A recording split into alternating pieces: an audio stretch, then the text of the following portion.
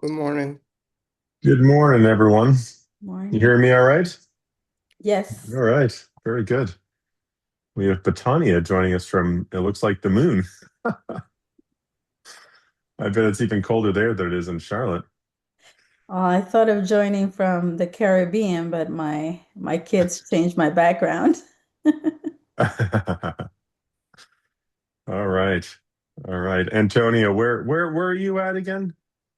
Long Island. Long Island. Okay. Are you expecting snow this weekend? No, You're just not. very, Okay. very cold. Feels like -1. Yeah. I know you all have in the Northeast have been down in the single digits and below zero lately. It's been a very cold winter. Yeah. Yeah. Fenna, Chen, where are you at, Fenna? Yeah, I'm in Boston. Oh, okay. Yeah, So not very not a lot close. warmer for you. Yeah, but we have a storm also last weekend, so Oh, super yes. hard to get out now. So traffic is not Yeah, good. yeah. Yeah. I think the whole East Coast felt that storm. See, Joshua Chang, where are you located, Joshua? I'm out in Austin, Texas. Austin. Okay. Okay. So was it in the 60s there or the 50s? No, we're actually getting a cold front down here as well. I think we're in the 30s, so nothing like single digits with you guys. But Okay. Okay. In Texas, you hope and pray it doesn't precipitate when the temperatures get that low. yeah, it did last week, and so the entire city kind of shut down for a couple of days. Okay. Okay. Okay. Great. Esmerna Ortiz, where are you located, Esmerna? I'm in Boston too. Oh, you are. Okay. Yeah. How many people in Boston? Just the two? Oh, okay. Um, Colton can't decide where he is I'm this in morning. southern New Hampshire. I'm about 70 minutes north. So Okay. my Okay. temps here right now, it's like -2, feels like -16, and I got like 20 inches on the ground. 20 inches. Oh my goodness. Okay. All right. Well, we've got an inch and it's probably got to shut down for the next 4 days in Charlotte. So wow. So the winter is upon us.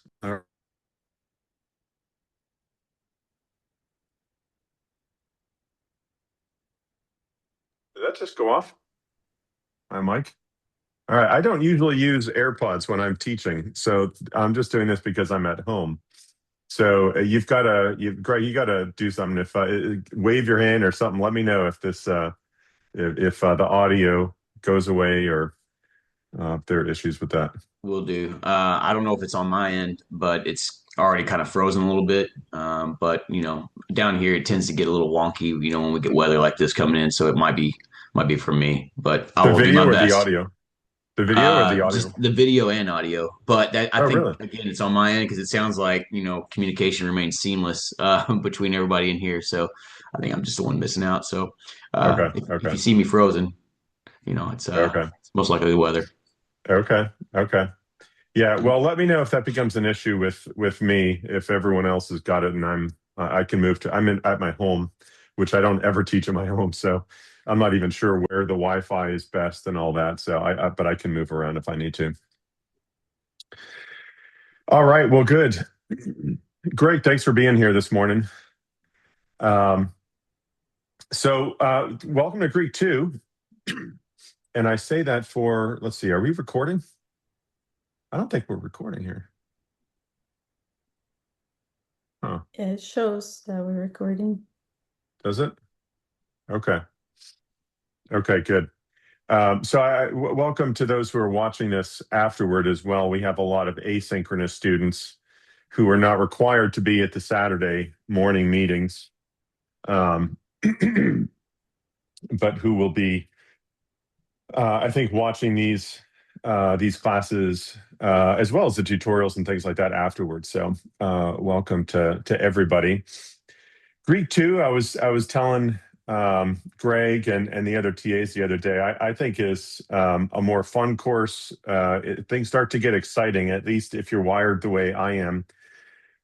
because we start moving into a lot more translation than we're able to do in the fall semester. The amount of Greek and paradigms that you have to memorize makes for a very heavy lift, and there's not a lot of payoff for that. It's not like you get to Christmas and you can read the Gospel of John. That's just not the way it works. You've just got to put all that time in up front. And then in Greek too, you start to see the payoff. And that's the way things are going to go. I think you're going to see we're going to spend more and more time in translation, but not just translation. We're going to talk in a bit about what we're really after in a course like this, in a Greek track like this. Why do we bother learning Greek at all, or Hebrew for that matter? And for those who are here because, look, honestly, I've got to, in order to graduate with this degree program that my church says I have to have, you might be forgiven for not being sure. What's the point? Why am I here? And I talked about this a little bit way back in September, but I want to revisit it now, this morning at the start of Greek 2, because now things really start to get interesting. Which is Greek for difficult. It's not just more difficult. It really will become more interesting because we're going to be not just talking about paradigms and vocabulary all semester.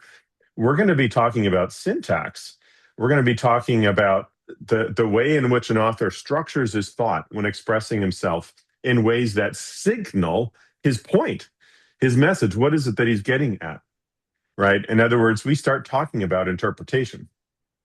Now, NT 502, New Testament interpretation, is where we really roll up our sleeves and dig into how to do a word study, how to track down an allusion to the Old Testament, how to probe the Jewish or the Greco-Roman context of thought or the historical circumstances of one of Paul's letters or one of the Gospels, Jesus' ministry in Palestine, or whatever it is. That's where we really dive into a whole lot more than just Greek, because there's more to interpretation than just Greek. But it all starts with Greek. Not in the sense that, well, you have to first check the box. Okay, I translated it in Greek. All right, now I can go back to my NIV and my commentaries. But in the sense that the translation that you do provides you a foundation of familiarity with the text, the Greek text, not the English, which from which you launch into your analysis, your exegesis. And that's where really interesting things start to happen. So you'll find yourself transitioning into that this semester. We'll use our Saturdays, part of the time on our Saturdays, and we'll be using our Monday nights just to be translating and talking about interpretation, talking about what does this passage mean? Why do you think it means that? Because I'm a Presbyterian, and that's what we've always believed. Okay, well, that's nice. But your Baptist fellow student over here has a very different interpretation of that passage. And how do we go about deciding who's right, or if you're both wrong? Says the Pentecostal, right? It just doesn't do for us as evangelicals. Like there are certain convictions that we all share in common across the spectrum of denominations represented at Gordon Conwell. Right, there are certain convictions we share in common that simply prohibit complacency or a kind of facile acceptance of a diversity of conclusions. It's okay if you and I have diametrically opposed interpretations of this passage. It doesn't really matter, right? What's right for me in my Presbyterian congregation is right for us. What's right for you in your Wesleyan congregation or Methodist congregation is right for you. Who cares? I mean, how many people are satisfied with an outcome like that? I think there are actually some, maybe many, in our evangelical tradition who feel that way. Who cares? But as long as Jesus is Lord, what difference does it make what you do with the rest of the Bible? That's profoundly troubling to me. because I don't think that we can do justice to the calling that God has placed upon our lives to be transformed and to work for the transformation in the church and in society if we take such a cavalier and frankly low view of God's word. Right, we've got to know what it teaches, and we've got to be able to approximate the essential truth of Paul's message and James' message and Luke's message and so forth, if we're to be transformed and to lead others in the transformation that God wants to see as a result of Christ's death and resurrection. Right, and this outcome that we seek is rooted in important ways in the study of God's word. It always has been. That's been a fundamental conviction of the Protestant tradition going back 500 years now. So we dare not take the cavalier attitude. We dare not settle for an easy acceptance of, well, whatever. The Baptists, of course, they believe this way, and the Methodists believe that way, and that's fine. Who cares, right? No, the reason Gordon Conwell insists that you study Greek and study Hebrew and study Aramaic, if you get to Aramaic, you may not have to study that, is because we're not satisfied with that. There's something deep in our DNA as evangelicals that says, no, God's word actually does matter.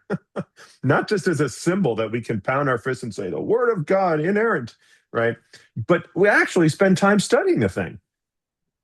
And studying in a way that leads to conclusions that we can defend and persuade others of, because our exegesis is sound, right? Is searching and probing of scriptural truth.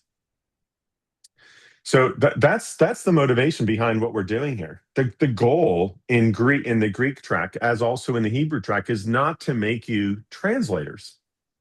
The world doesn't need more translators of the Bible into English. Maybe in some, foreign tribal dialect someplace in Papua New Guinea, but not into English. I don't know how many translations we've got in English, but it's a lot. The last thing we need is 21 more. 21 more translations of the Bible in English. That's not why you're here. You're here because we want you to be able to engage the Greek text as you interpret, as you exegete, right? So your translation represents the starting line of your study of a passage to preach this weekend or to teach on Wednesday night.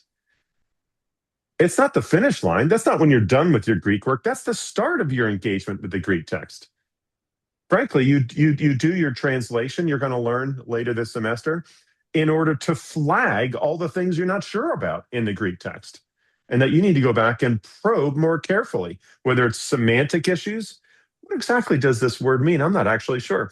And what about this word? This could mean this, or could mean this, or it could mean that. How do I know which one I should go with? I know my tradition says, of course, it should be this, but is there any justification for that in the text itself? What about the syntactical issues? Here's this funny construction. I can translate every word, but I don't know what the construction is saying. That's not uncommon, especially with German, but we'll leave that aside. In Greek, right, you can translate every word in the clause and still not know what it's saying because you don't understand the syntax. What about discourse grammar, right? Why has he structured his thought this way? Well, he could have structured it 4 different ways. Why is he structured it this way? The Spirit inspired him to structure it this way. Why? Let's ask the question. These are the kinds of questions that are very generative of insight into what the author's trying to communicate. Right? Many of you I know are aware that of the role that culture plays in belief, in convictions that we hold closely, in patterns of behavior, in forms of relationship in our lives, in patterns of speech, the way we talk, the way we think, the way we interpret. Everything, anything, right? Culture shapes the way we interpret a text message from somebody. the way we interpret the headline in a newspaper or an email from a colleague. It impacts, it shapes, some would say deterministically, I think that's going too far, but profoundly for sure, the way we interpret anything, whether it's Shakespeare or a modern novel or the Word of God. And so one of the tasks that we have to grapple with is how to reduce the interference, you might say, of our cultural, traditional, contextual situation or background upon our engagement with Scripture. You can never completely remove it. You can never completely remove yourself from your culture. Nor do you need to, nor do you want to, right? It's your rootedness in a culture that gives you the opportunity to speak meaningfully into that context. But at the same time, if you're not aware of all the many ways in which culture shapes and predisposes your interpretive outcomes, then you're going to find yourself reading your cultural assumptions into the text of Scripture, rather than reading the message of God out of the text of Scripture, which speaks to your culture. And now we've blunted the sharp edge of God's word, right? Or we've muzzled the Scripture and its ability to speak into our context, speak into our own souls, and then through us to the people that God's given us to minister to, because we've failed to distinguish between our culture and God's word, right? Well, we're going to talk much later and in next semester, those who continue, much more about how we go about doing that. But the very first thing we do is engage the Greek text when you're studying a passage, or the Hebrew text if you're in the Old Testament, right? And that one step alone takes you a very long way down the road of dealing with this problem of cultural interference with your study of the passage, right? And this is so much of why it's important that you get to a place this semester, right? Not like years from now, but right now, friends, this semester, where you're able to not just parse a lot of stuff, which is where I was at when I finished Greek 2, but that you're actually able to start to read and have some understanding of the questions you want to ask and how to answer them to interpret the Greek text. That's what we're really after here.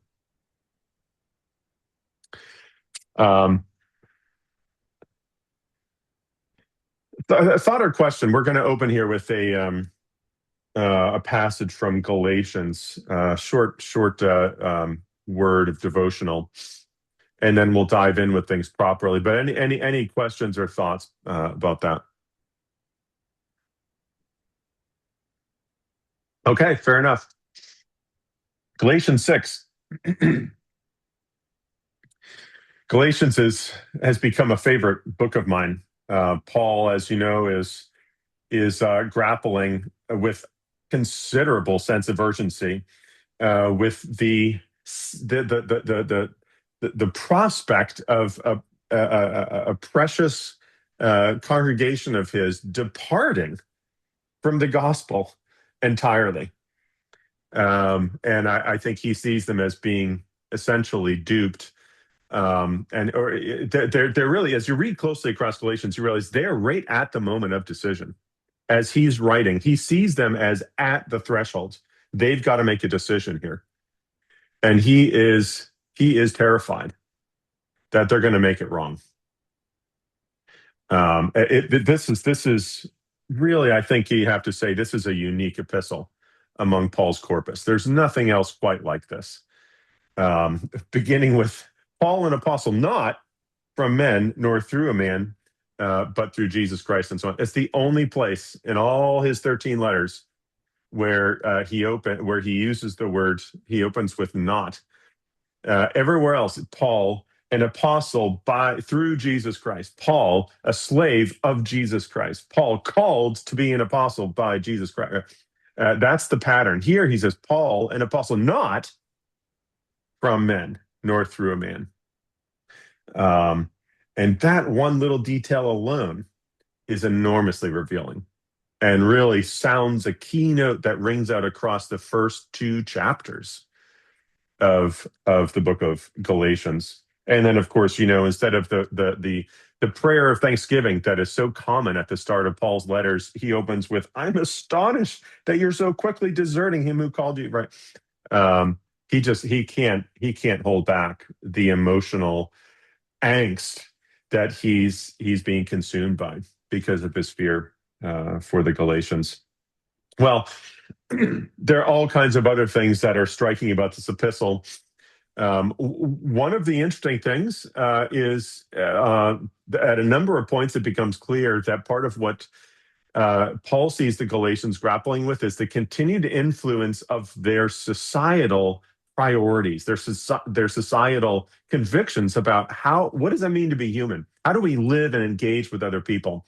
And in Roman society, you may know, at the top of the list was the priority of honor, pursuing and acquiring more honor, right?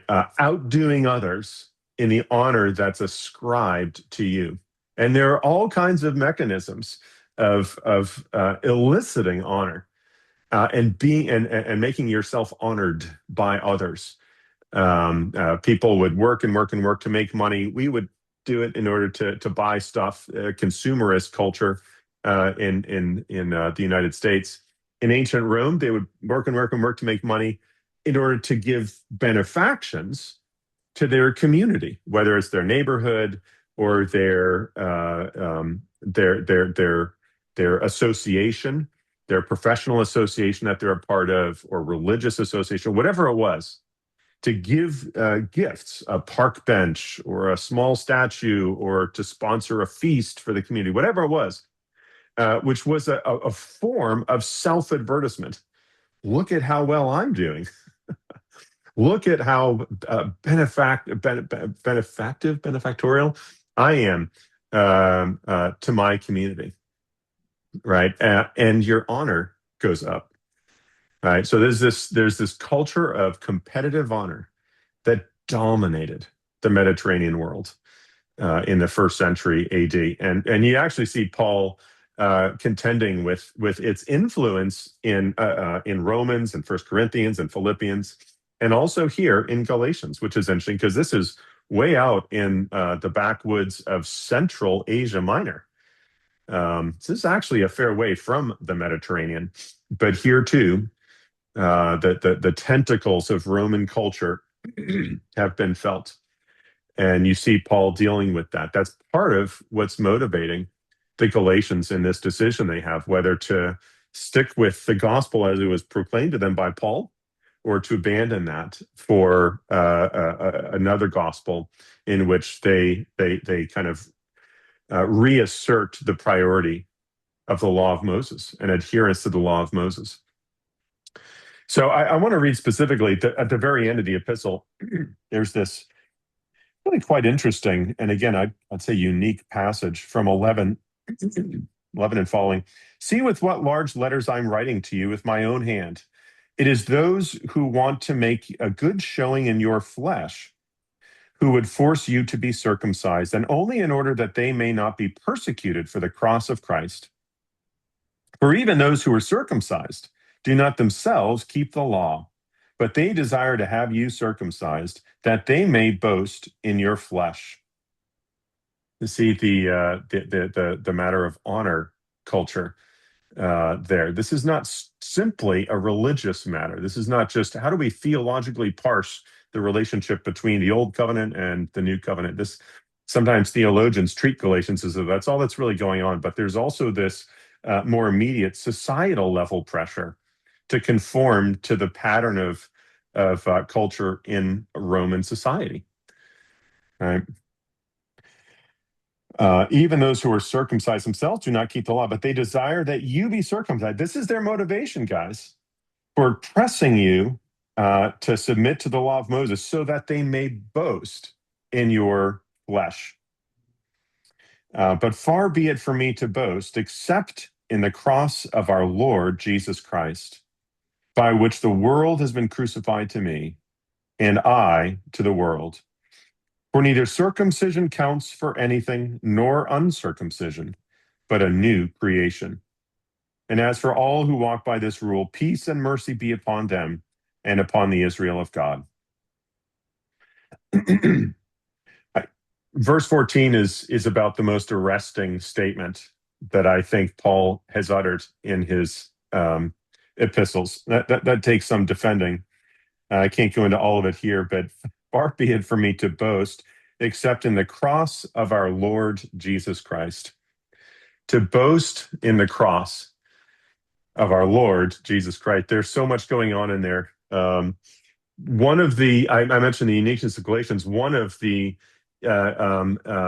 most striking, unique features of Galatians is the prominence of the cross. We're so accustomed to the cross being everywhere as a Christian symbol. We kind of take it for granted. Well, it's everywhere, right? In the New Testament, all the authors talk about the cross of Christ, and so on. It turns out that's not actually true. If you do a little word study, just right-click if you've got Bible software and look up where does the word cross or crucifixion occur. Outside of the Passion narratives, of course, where they're narrating Jesus' crucifixion, there's very few references to the cross of Christ. Very few references to crucifixion. I think it occurs one time, if memory serves, in the book of Romans, maybe 2 or 3 more times in the entire rest of Paul's corpus, with the exception of Galatians and 1 Corinthians. In 1 Corinthians, it occurs 7 times in the first 2 chapters, and then never again. That's very interesting. And that invites some questions. Why does it occur so many times in 1 Corinthians when it doesn't occur pretty much at all in most of his other epistles? And then why is it confined to the first 2 chapters? What's going on there? What's the significance of that? And then in Galatians, it occurs 7 times in just these 6 short chapters. And they are short chapters by standards of the rest of the New Testament, right? What's the significance of that? Why would he raise the issue of the cross? Why would he bring that to the forefront, especially in a context where part of the temptation is the allure of honor culture?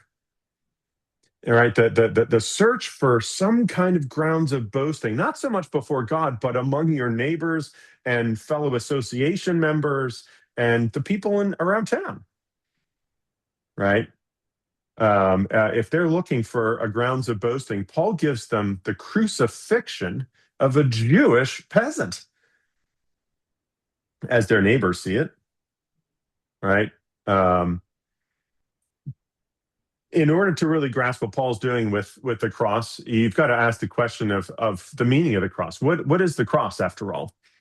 It is a mode of execution, but there were many, many, many modes of execution in the ancient world, and they were all utilized. The cross was special. Has anyone read anything about crucifixion before? Anyone done any reading on that? Any investigation? No. Okay. There are a lot of good resources today. A lot of research has been done on this. So there's much there to learn. At some point in the future, I encourage you to do that. The cross was not fundamentally about execution. That sounds crazy to say.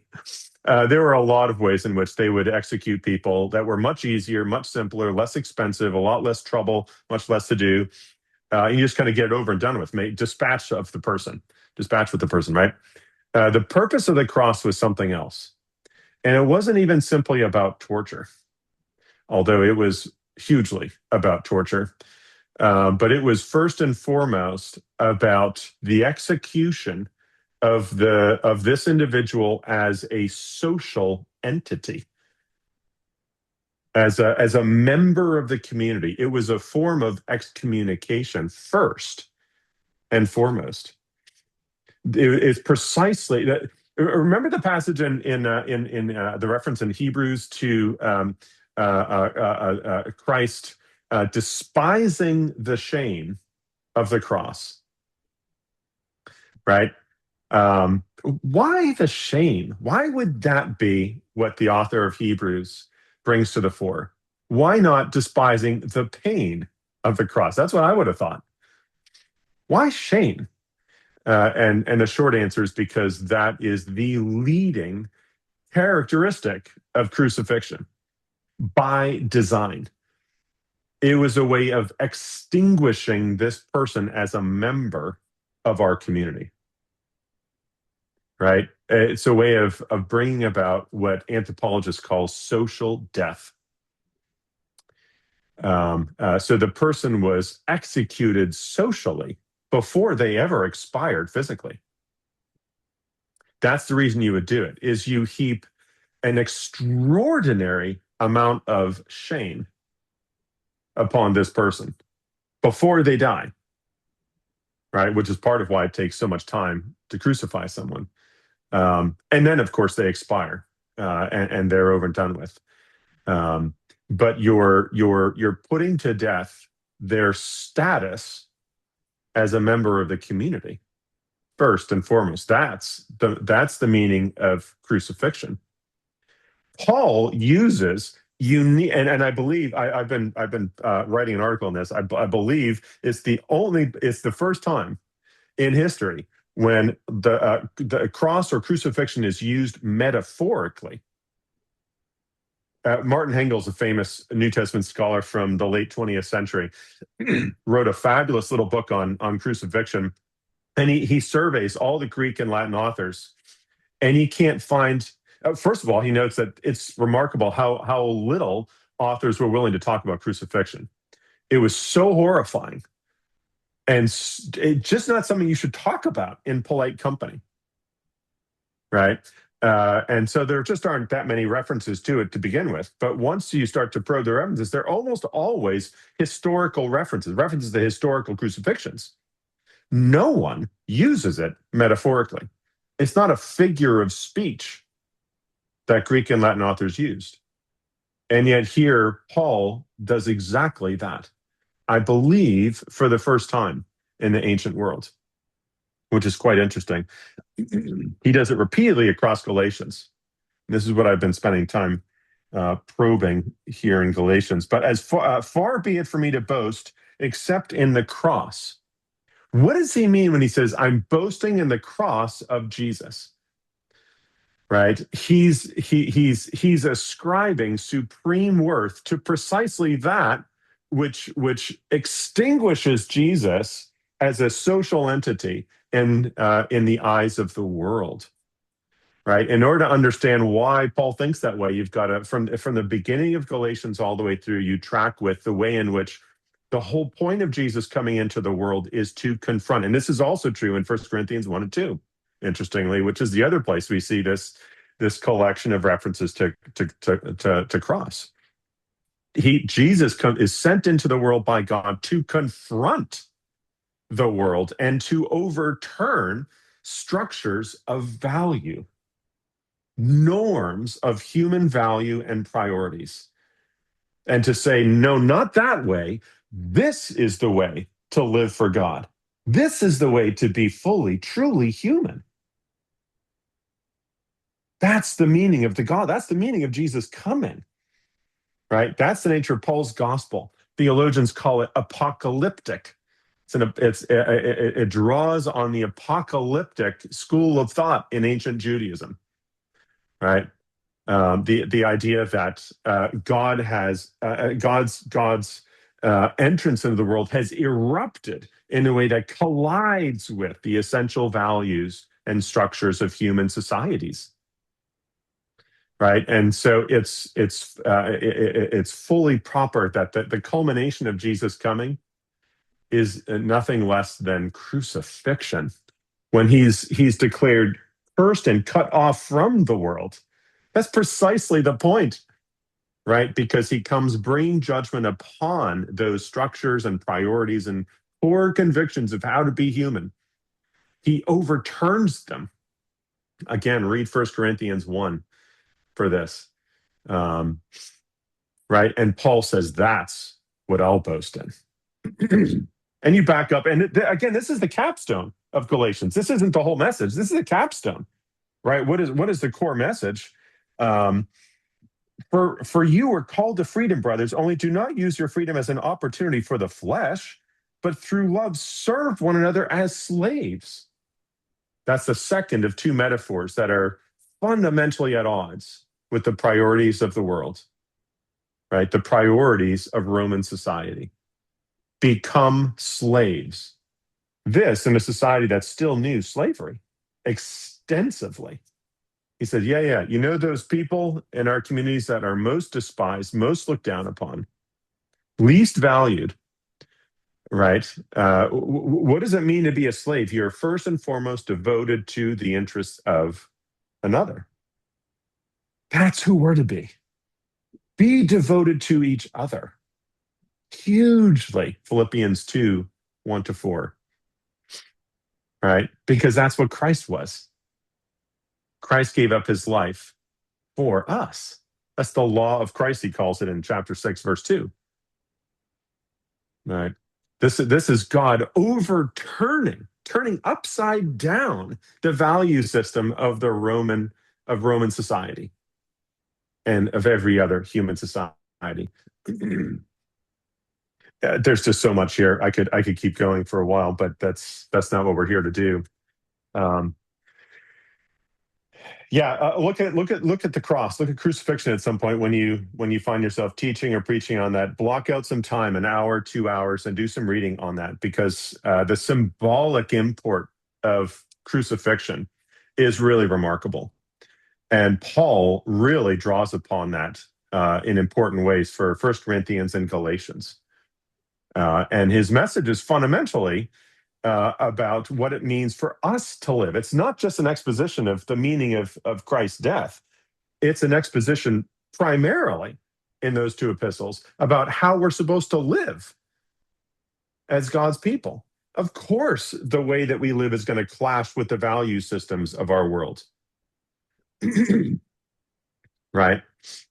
Because we worship and serve a God who took on flesh and gave that flesh over to sacrificial death of the cross, right? Despised, cursed, cut off, excommunicated by the world, right? That's his way of overturning the system of values that predominates in the world. Olivia, did you have a question? Yeah, I did, if that's all right. Just Yeah, about go ahead. Go ahead. crucifixion. One of the things that I have been curious about, and I've tried to do some reading on, but I can't find very much on it, is the stripping of Jesus and his nakedness on the cross, and what the cultural context behind that might be. Because really, for the first time in the last couple of years, every time I've read that, I've seen such like intentional humiliation of the sexual nature of humanity and of Christ. Like that was when I see that, I'm like, wow, like that feels like a very distinct harm against like his humanity. Do you have any thoughts on that?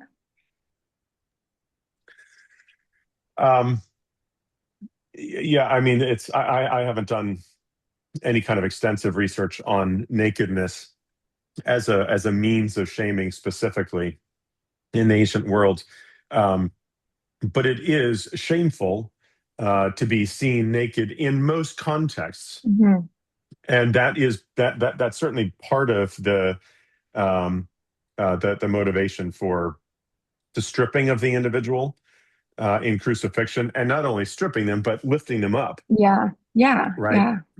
They're elevated where everyone can see them, and that after having been tortured, usually pretty extensively by that time. So they're now severely disfigured and naked and lifted up for everyone to see. So it's absolutely part of the process of shaming. But I can't give you any more than that, Olivia. Okay. Yeah. Betania? Just one quick question. I wonder what your thoughts are on the connection of the shame felt on the cross with the Pentateuch, the book of Deuteronomy 21, where it says, "Cursed is the man who hangs on a tree." Always wonder about that connection of was it the Jewish people of the time, was it shameful to be on a cross because of that scripture, or is it not connected at all? It's shameful to be on the cross because of How Deuteronomy 21 says, "Cursed is the yeah. one who hangs on a tree." Yeah. No, I don't think that that's at the heart of it. Paul makes use of that in Galatians 3, and that serves him well. Oh gosh, there's a passage in the Dead Sea Scrolls that quotes that passage as well from Deuteronomy. Forgetting how it goes now. But the shame has more to do with the things that Olivia was just pointing out, right? The nakedness, the humiliation. You remember in John 19, Jesus inside the praetorium, and the soldiers are coming and beating him, and the crown of thorns, and they're mocking him. Right? Remember, they come one after the other. They kneel and say, "Hail, King of the Jews!" And they punch him. So it's mockery, it's humiliation. This is the reason for the shame. It's not so much the theological connection with that passage in Deuteronomy. For the average person in the street. And remember, this is a Roman method of execution, not a Jewish one. You have some use of this in other cultures, but it's really one that the Romans inherited from a more ancient civilization and made extensive use of with slaves and treasonous people primarily. But yeah, Jill. I just wanted to piggyback off Olivia's comment that one of the aspects of shame in crucifixion that we don't usually see is the nakedness. And I think what you've been talking about in terms of the nature of Jesus' identification with being in the position of shame is something we often don't see there. And for those of you familiar with the story of Corrie ten Boom in The Hiding Place, there's a moment in a concentration camp where her sister suddenly thanks Jesus for being naked for them because they are forced to strip. And so I think there is an element there that we don't always recognize how shameful crucifixion is down to those kinds of details unless we are in a position where suddenly it becomes really valuable that Christ actually empathizes and identifies with that level of shame. So I think it is a really important thing that we miss because that's not how we depict the cross out of our own respect.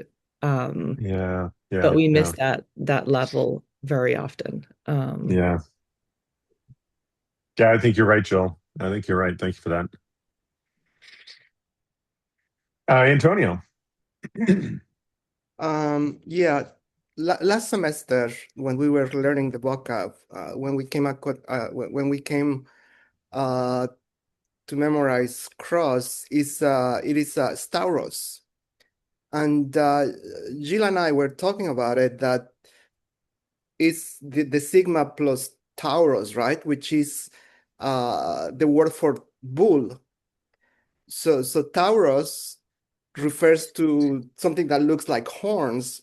That's what we were wondering. So I was wondering if you could elaborate on the word, because tauros is tauros, which is the horns, and so when there are movies about Jesus, they portray him as when Scripture talks about carrying the cross, that he carried the cross.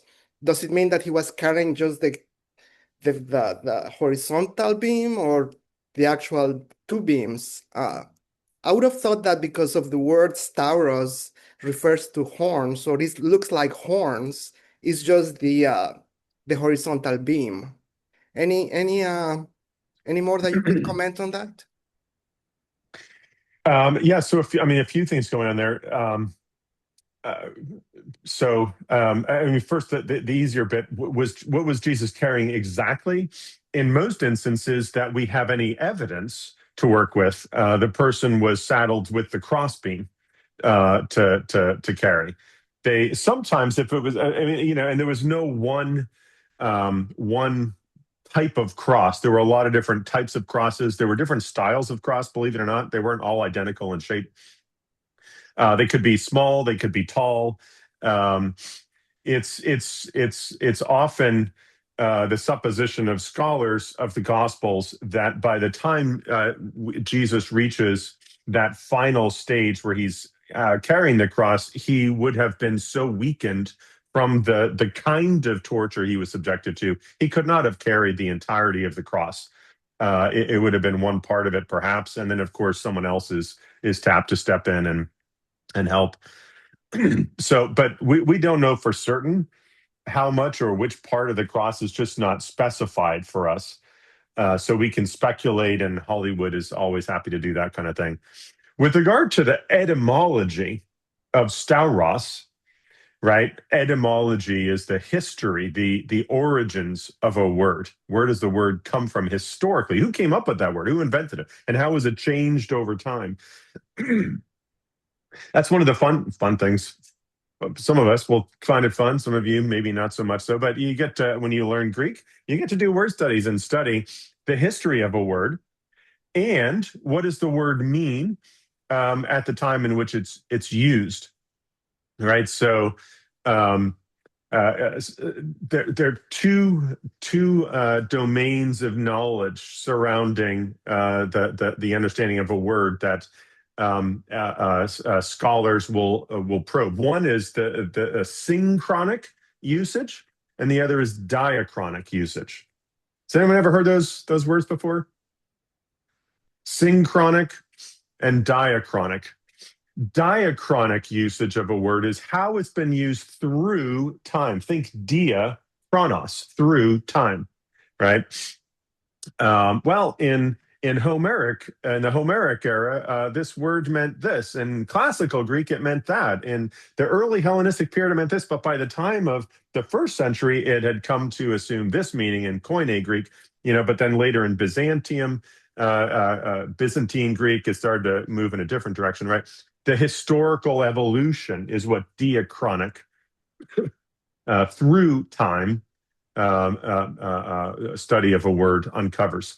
Synchronic, soon, chronos, with time, at the same time, looks at the usage of the word in a given slice of time. So just during the Koine period, say, just in the first century, what can we learn from authors all through that first century? Right? Whether they're in Alexandria, Egypt, or in Rome, or Palestine, or Asia Minor, wherever they are, in the first century, how did they use the word? That's a synchronic study of a word. This is part of what's involved in semantic research, right? Doing a study of a word and its meaning. And one of the questions that you ask is, where did this word come from? Where did it originate? And how has its meaning evolved? And so as you look at a word like stauros, especially as a foreign language learner, Greek's not your native language, I don't think, for any of us here, unless I'm mistaken. You have to look up in specialized lexicons and figure out, when was it first coined? And what did it mean at that time? And how had this meaning evolved through time? Stauros may look to us like sigma plus tauros, a bull, but to a Greek mind, it probably didn't look anything like bull. It's not tauros, it's stauros. Stauros did not derive from tauros, the word bull. It never had the meaning bull. It was always stauros, or staurao, to crucify. And its roots are many centuries before the time of Christ. And throughout that time, it has this singular reference to this mode of execution. Now, the mode evolves over time, and it may carry different connotations at different times, but the reference was always to this mode of execution. So I would challenge an association with a bull or the associations of a bull, horns, size, girth, power, those kinds of things. None of that inheres in the word stauros, because to the Greek mind, stauros has nothing to do with the bull. It's not associated with the animal. It's associated with the engine of crucifixion. Well, we got much farther down that rabbit trail than I think I may have originally planned here. So why don't we do this? Why don't we take a little break, refresh our coffees on a cold Saturday morning, okay? And then we'll come back together and start getting into some material this morning, okay? Hey, Dr. Wheaton, when you get a chance, can you check to see if I have admin rights for Zoom? Right. Always forget that. There you go. Thank you. Thank you. Thank you. Oh, and Dr. Wheaton, Tobin is also with us. So if you see him, please as well. Thank you.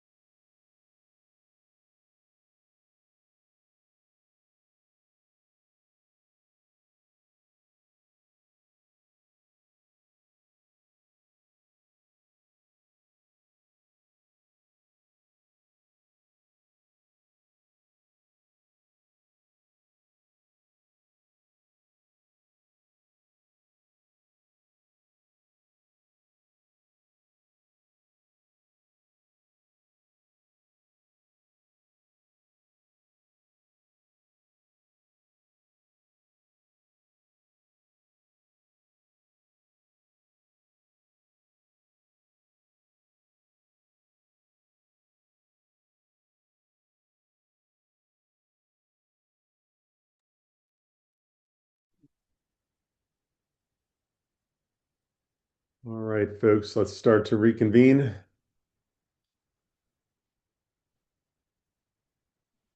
Oh, whoops.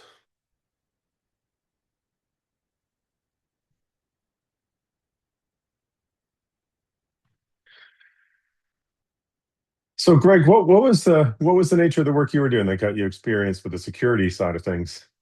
I was, well, just being in the military, I ended up at a unit here in North Carolina that just required a high level of, security clearance. So, Okay. yeah, I was fortunate enough somehow, and I get to maintain it for another year, just because you get it for a couple of years after you retire. But I have a top Okay. secret SCI clearance. Yeah, so Fabulous. so with that, I just had to like get into standards and evaluations of guidance, techniques, tactics, and procedures, which was not really my nature until it was forced upon me, and then I just kind of learned to appreciate codified rules, and which not that I'm a rule follower, but if someone gives me a rule, I want to make sure that it's actually a rule. So that's kind of how that whole stream of thought started. Yeah. Interesting. My brother-in-law has worked for Lincoln Labs up in Massachusetts for a lot of years, and had to get all kinds of clearances, security clearances for the work that he does. And there was this whole season where he was, restricted in where he could travel in the world. And there are certain words. He's like, if you ever email me, don't ever say Cuba, don't ever say this, don't say that, don't allude to anything about Russia, all that kind of thing. It was very interesting, not the way us lay people think about the world, but I'll tell anybody anything now. I'm retired. What are they going to do? We always know that my uncle is up for a security clearance like refresh whenever we start getting tailed, and we're like, that person has been with us for a long time. Yeah. And we'll text him and we're like, are you getting like, is something going on at work? And he's like, yeah, someone's probably on you. Okay. Oh, that's great. All kinds of ways to play with that, I guess. Well, good. So we're gonna start to move into some translation work here in a minute, and just begin getting our feet wet with that, with a little more gusto than we did last semester. Before we do, I wonder your thoughts as coming off of Greek 2. What are your concerns? What are your apprehensions going into Greek 2 here? Coming off of the first semester, the experience there, as you're preparing for this semester, as we're getting things underway, are there concerns, apprehensions that you could share? That the better Greg and I and the other TAs know what's on your mind, your concerns, the better we're able to work with you. It's our goal to get you all the way through the finish line with a solid understanding of the language, and the ability to move robustly into NT 502 or whatever it is that comes next for you. But Tanya, how about you? How do things look from the moon? Okay, so from the moon, my greatest fear with Greek is I love Hebrew, and Hebrew is more mathematical. And even though it plays transformers, I know what each stem tends to do and might do. But towards the end of Greek one there, I feel like Greek was playing transformers and it didn't make any sense.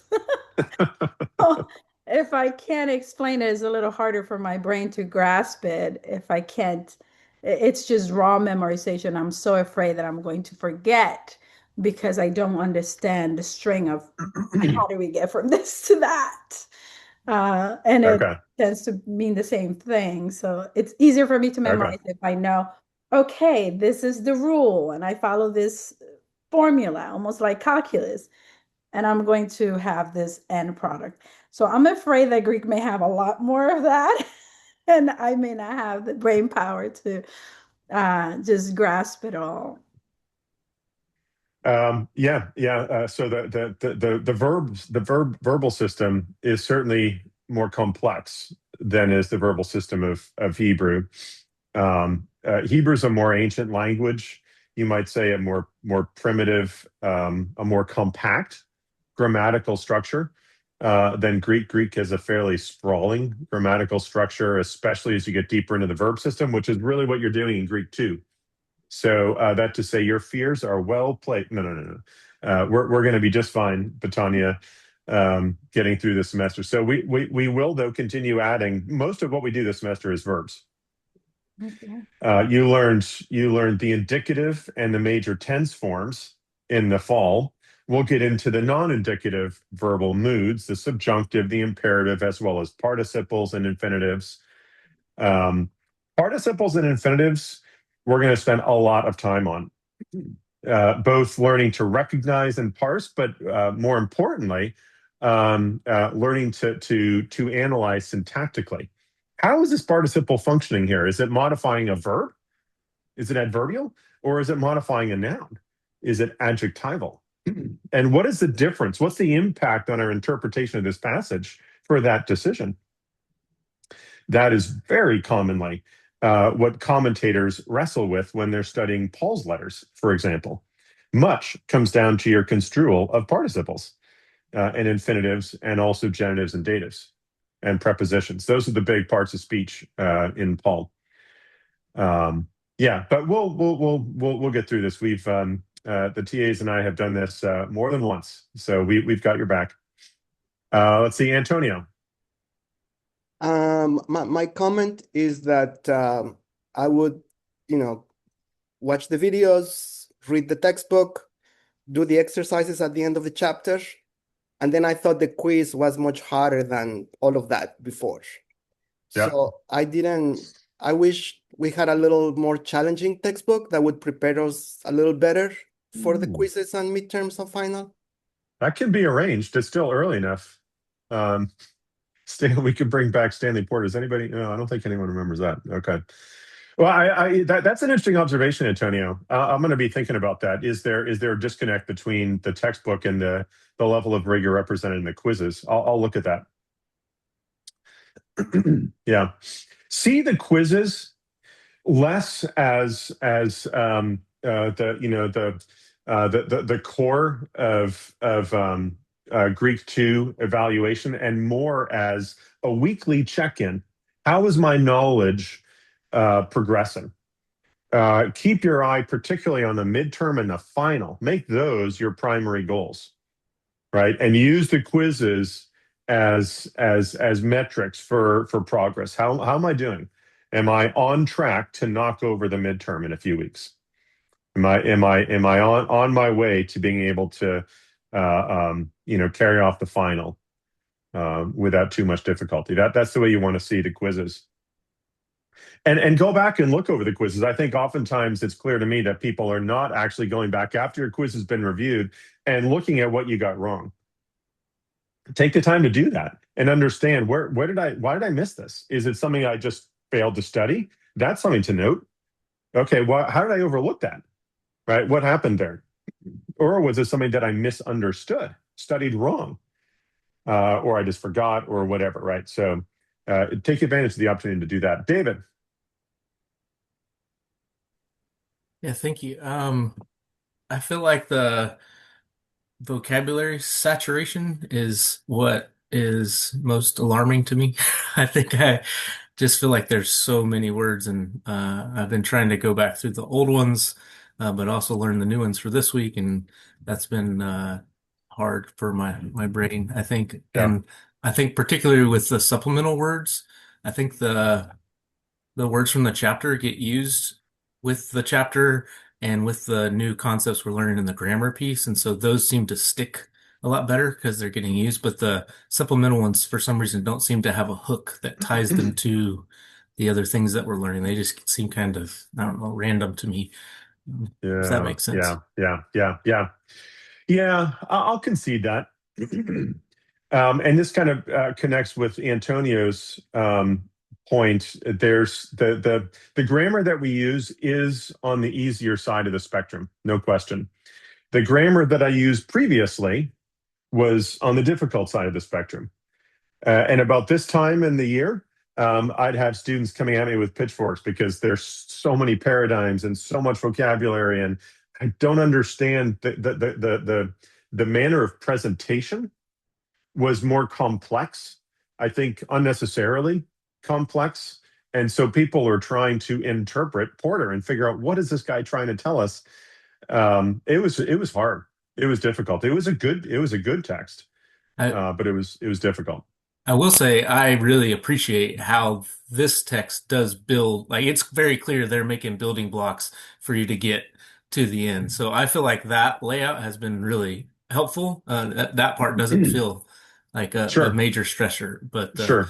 yeah, just the Yeah. brute force memory of the vocab, I think. Yeah. Well, the one of the liabilities of this grammar is it requires so little vocabulary of students that if I only required you to learn the vocab in the textbook, by the time we got to May, you wouldn't be able to read anything. You'd have all the grammatical knowledge and all the paradigms in your head, and you wouldn't be able to read anything because you don't know enough vocab. There's a kind of base level of vocabulary knowledge that you have to have if you're going to read in any language. And as much as I've been doing this for a bunch of years, and I wish there were another way of getting vocab into people's heads. I think maybe Elon Musk at some point might come up with some, whatever you call it, cyber thing, and we can, Neuralink, plug something into the side of our head and upload 5,000 Greek words. That'd be fabulous. At least I think it would be. Until that time, there are lists, and you make flashcards and you memorize them, right? And that's kind of where we're at. So because there's not enough vocab in this book, I have to give you supplemental vocabulary. And because it's supplemental to the text, it's not incorporated in the textbook. And so you're right, that is a liability. But this semester, as we start doing more translation in the New Testament, you're going to start finding the benefit of all that supplemental vocab and start encountering it in John, in First John, in Colossians, and so forth. I'm really excited about that part. So good. That's be good. Good. Jill. So I think that the main hesitation I have going into Greek 2 versus Greek 1, similar to some of what everyone else has been saying, really, but I think is just maintaining all of Greek 1 while going into Greek 2. And even though I've worked on kind of still using the material over the break and joining the study group that some of the TAs organized over the break, certainly the last 2 or 3 lessons from Greek 1 still feel more tentative and uncertain in my head than the earlier material, which I think is a little bit more drilled in. So kind of just thinking, how do you keep all of that while still learning something new when it's starting to feel a little rusty in places, or like it was never quite as drilled in the first place? So that's my main hesitation. And I think I'm actually looking forward to the translation work helping with that kind of contextual usage, because I'm a languages major originally, and I use languages in my work, but it's a whole different type of vocabulary that you learn when you learn a living language, and the way you kind of actively use it to keep it up is different than just kind of, I mean, I'm old enough that I did a lot of old-fashioned classical language style learning anyway back when I was in school. But you still get that, hi, how are you? Where are you from? Conversation. Right. You can use kind of on a daily basis, which is automatically practicing your verb endings and so on and so forth. So that sense of learning in order to do the more passive tasks of reading, but you're not doing the listening, speaking, writing, has been a little bit of a challenge anyway. But certainly for Greek 2, going in saying, how do you maintain all of this, especially the bits that were rocky at the end anyway, where you've got, as I think it was Betania said, like more of the multiple contractions and stems that even though I've memorized everything, I still don't recognize it when I see it. Those are those rusty areas. So yeah, I'm a little cautious, but also looking forward to getting to use it actively a little bit more. So. Yeah. Well, again, folks, and we'll conclude this discussion on this note. You're going to see a lot more of me this semester than you did last, we're going to be meeting every Monday night, and all we're going to be doing is reading text and talking about it. Very lightweight, very relaxed, not real intimidating time. You're not getting graded. You're required to attend, and that's part of the attendance piece of the course. But that's it. I'm not kind of evaluating your ability, right? This is a service to you. It's a way of drawing you into the text of the New Testament. And as you're doing that, as I'm drilling you on a participle, in order to translate to the participle in that clause, you have to have remembered, oh, right, this is a nominative, and oh, right, this is an adjective, and all right, this preposition means this or that, depending upon the case of the object of the preposition. Oh, gosh, right. I forgot. And so you're going to find yourself reviewing Greek 1 constantly anyway, vocabulary and grammar alike. Okay. And then of course you still got your tutorials happening on Thursdays, Wednesdays and Thursdays, whenever yours is scheduled, right? And that's a great time to be, really drilling the morphology and meeting with the other students and the help of your TA and so forth. So, but between all the moving parts that we've got going on this semester, I think you're going to find there's a lot of support and a lot of opportunities, a lot of hits each week to be really drilling the material that you need to be accumulating.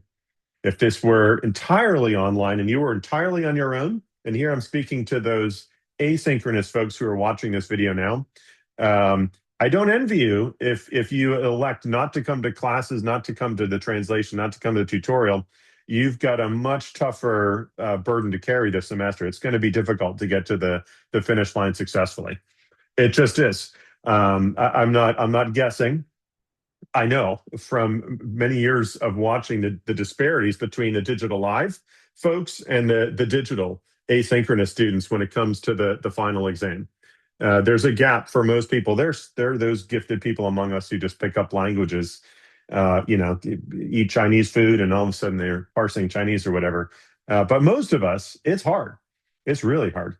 And I've structured the course in a way that provides a lot of supports for students, especially in Greek 2. But you've got to take advantage of this as often as you can. So if you miss a class meeting here, a tutorial there, that's fine. That's not the end of the world. But if the pattern is absenting yourself from these opportunities to meet and connect and practice together, that's going to have a knock-on effect for you later in the semester. All right, enough of that. Let's start to talk about translation. We're gonna look at John 5 and verses 19 to 30 here momentarily. And Greg, I'll put them into groups for that, or rather, would you please put them into groups for that? As we do more and more translation this semester, I want to make you aware of some tools that you can begin leaning on, because all New Testament scholars, no matter how many letters they have after their name, utilize tools in the study of the New Testament. Commentaries, dictionaries, Bible software. Those are the big, and lexicons, right? We'll have a lot more to say about these things in the future. How to use them, how to use them effectively. I think I shared last semester that one of the great things about going through the rigors of the language and exegesis tracks at Gordon Conwell is not just the knowledge of the language, but the skill and familiarity that you develop using the very best scholarly resources for the study of God's Word today. And there are some fantastic resources today that were not available 50 years ago, 100 years ago, and are still not available in most languages of the world today. Right? I spent a lot of time teaching in Japan and in Costa Rica, two very different contexts, cultures, language groups, churches, and so forth. And there is a paucity of excellent resources for the study of Scripture in those two languages, as in most other languages in the world. We have an embarrassment of riches in English. We have a lot of great resources, so utilize them. Right? Especially those of you who may have a love of travel and of missions and that kind of thing. I know I know actually quite a few pastors who don't have PhDs. They're not, publishing great works with Cambridge University Press, whatever, but they're deep in the weeds with God's word in the original languages, and they study seriously. And they'll reach a stage in their career where they realize, I could be I could be bringing blessing to people in other parts of the world as well, not just at my local church. And they connect up with a seminary or a group of churches in Africa or South America or whatever, and start using the opportunities that God's given them to teach what they've learned through years of study. So tools. Let's get real concrete. So first of all, let's turn to this this website. Here's the chat feature here. There we go. All right. I want you all to become familiar with this website in our library. This is what I like to call our e-reference shelf. All right. How do I share my screen here? Oh, there we go.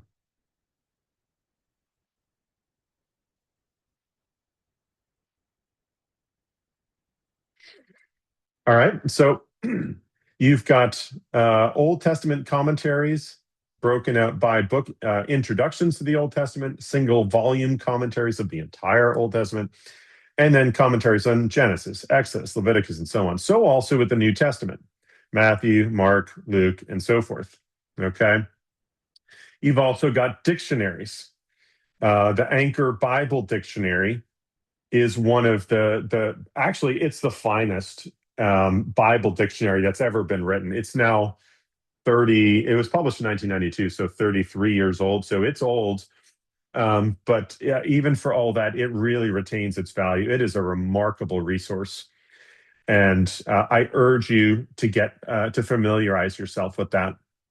The New Interpreter's Dictionary of the Bible is outstanding. It's much more concise. You might not believe that for, 5 volumes there. But it is, in fact, a much more concise dictionary, much more accessible, less scholarly in the sense of being super technical. It's not a technical dictionary. It's written by top scholars. It's a compilation of articles on words and themes and historical epics and all kinds of stuff in the Bible, Old and New, by scholars in those various fields. But the articles are short, they're very accessible, and they give you some nice bibliographical information at the end. And then you've got the IVP Bible Dictionary Series, which is absolutely outstanding. It covers the law, the Pentateuch. It covers the writings. It covers the prophets and the poetical books. And then you've got Jesus and the Gospels, Paul and his letters, the Catholic epistles and Revelation, what they call the later New Testament and its development, and then the Dictionary of New Testament Background. I'll just take this one as an example.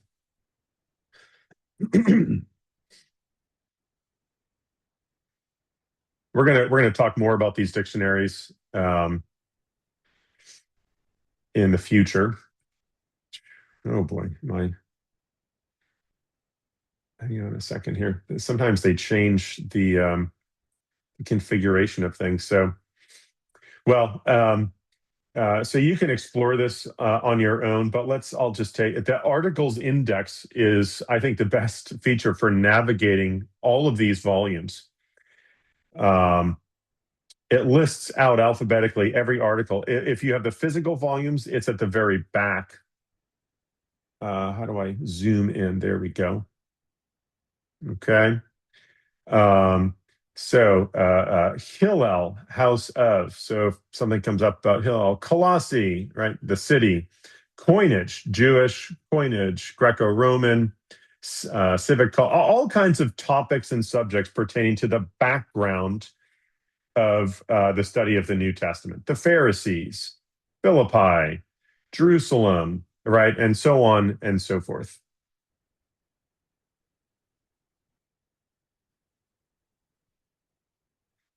All right.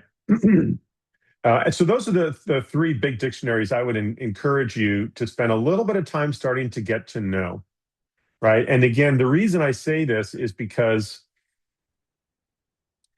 one of the advantages of learning the languages and learning the technical terminology of grammar and of syntax and being able to read Greek word in just individual words, even if you can't translate the whole New Testament, you can read logos, agape, right? And so on. So also with Hebrew, is now you can access these great works, these great resources that were designed by scholars for scholars, right? I don't know if you've had the experience before coming to seminary of trying to read a technical commentary, but it was probably a pretty shocking experience. You realize, oh my goodness, I have no idea what this guy is talking about. I can't even read some of the words or symbols on the page.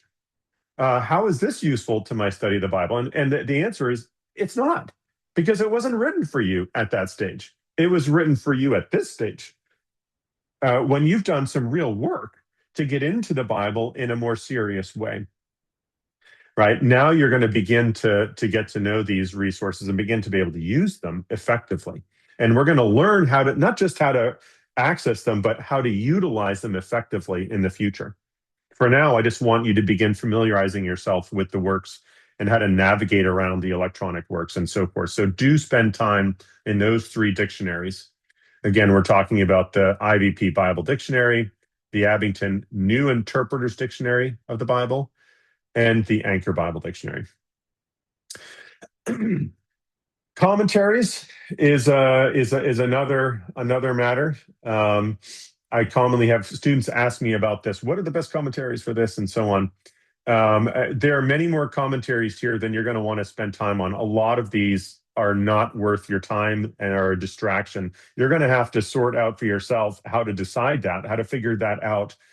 But you'll get there with experience as you start to become better at engaging with the Greek text and learning the kinds of questions to ask that are productive. When you turn to a commentary and it has an answer to your question, that's a good thing. If you turn to a commentary and it doesn't have an answer, maybe it hasn't even asked the question, then you're thinking, all right, strike one. And you get to 3 strikes on a commentary, and I throw it in the trash. I literally discard physical books from my shelves when I realize this is not helpful to me. This guy just hasn't engaged the text in a very serious way, right? So that's not to say that they're bad people or bad books. They were just written for a different level of student. You're now operating at a level of significant linguistic competency. And you need a more technical resource to be really helpful to you in your studies. So something like the ICC commentary, the Hermeneia series, and so forth are going to be very valuable to you.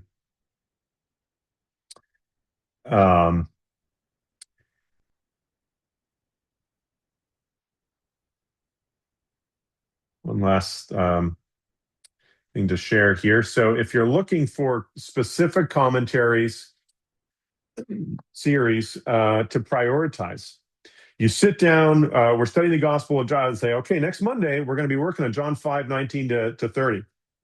And you think, oh my gosh, I should spend some time on that. And so you start working through and you get stuck. Gosh, I mean, I can translate this word and that word, but I don't know what the phrase is saying. I don't know what the clause is. I don't know how to translate the clause. I'm confused, right? All of us rely upon commentaries regularly, routinely in our study of the Greek text, okay? But not all commentaries are created equal. That's what I was just saying a moment ago. So here's a kind of a shorthand list of the very best commentaries to serve people like you, at the stage that you're at, as you're starting to become a more nuanced and technical student of God's Word. Right? The Word biblical commentary is old now, but it's still very, very good. Right? The Anchor Bible commentary is absolutely outstanding. International Critical Commentary was originally compiled. They tapped some of the best scholars of the late 19th, early 20th century to write those commentaries across the entire Bible, Old and New Testament alike. And then they started redoing them in the 80s. And so there are now a lot of updated volumes, at least in the New Testament, and the Old Testament too, actually, right up to the present, and they're continuing to work on that. And then Hermeneia. Hermeneia is quite technical, but very, very useful. When I get stuck on a Greek issue, which I do from time to time, I reach first and foremost for Anchor and Hermeneia. And if there's an ICC volume on this book that I'm in, then I grab that as well. The second column, the right-hand column there, has several other really good commentaries that are not quite as technical and will not always have answers to the Greek kinds of questions, but they have useful information nevertheless. So here are 10 commentaries, many of which will be represented for any given book in the New Testament on that webpage I just took you to. Okay. So if you go to that webpage and look for under James, you're going to see the Word Biblical Commentary in James. You're going to see, let's see, the NIG, New International Greek Testament, NIC. You might see the ICC. I forget. Yeah, you'll probably see the ICC there, right? So also for Matthew, Romans, and so forth. Okay. So again, that's what you're doing is you're engaging with the passage, you're starting to translate it, and you're going to quickly get to the place where Merkel and Plummer no longer suffice when you get stuck translating a passage. You're not able to get enough help from Merkel and Plummer. So you're going to want to look at your lexicon, Bauer, Danker, Arndt, Gingrich, BDAG, right? You can engage one of these better commentaries. That's where you're going to find most of your help. And if it still doesn't work, you might ping people on Signal. Hey, I've been looking at these commentaries. I can't find an answer to the question about this construction. Has anyone figured this out, right? Approach this as a collaborative enterprise this semester, friends. Okay? Questions on any of that?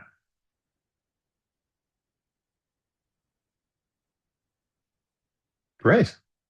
Okay. Let's do this then.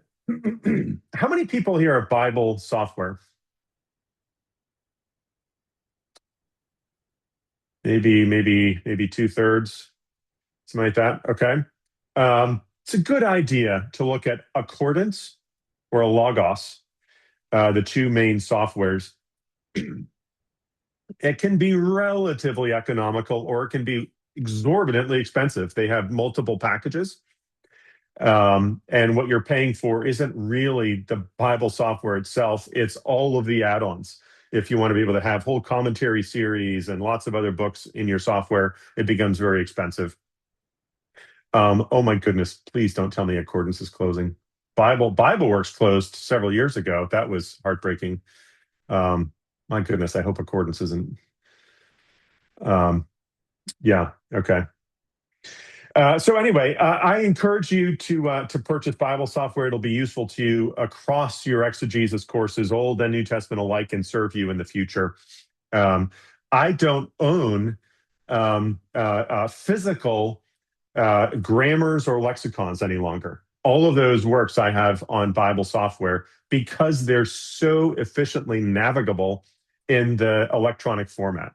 If I have a physical lexicon, I have to reach over with two hands usually and bring the thing over here and open it up and turn and turn and turn. And where's the word, right? With electronic software, you click on the word in John 5 and poof, there's the entry in the lexicon.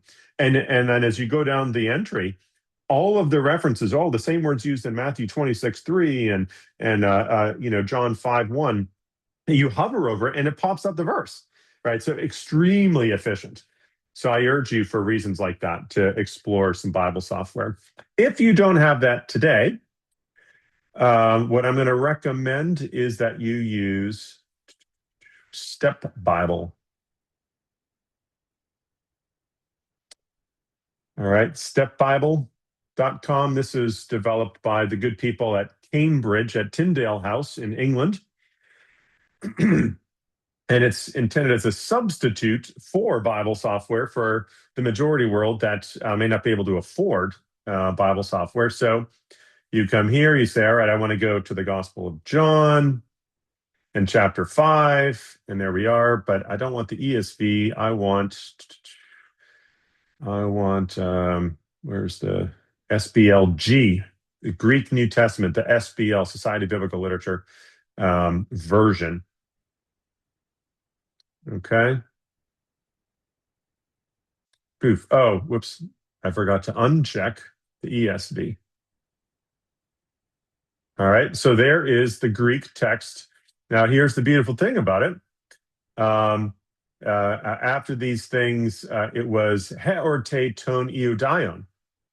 Now, David's got his hand up. He's ready to translate that. But some of you may think, well, wait a minute, heorte, I don't remember that word. Click on it and poof, word analysis. Heorte means festival. And it gives you a little meaning, a few other places it occurs, LSJ dictionary entry, so you can play around with the features here. This is what I'm going to recommend that you utilize today. And for this semester, if you can't afford or have deep moral objections to Bible software. David.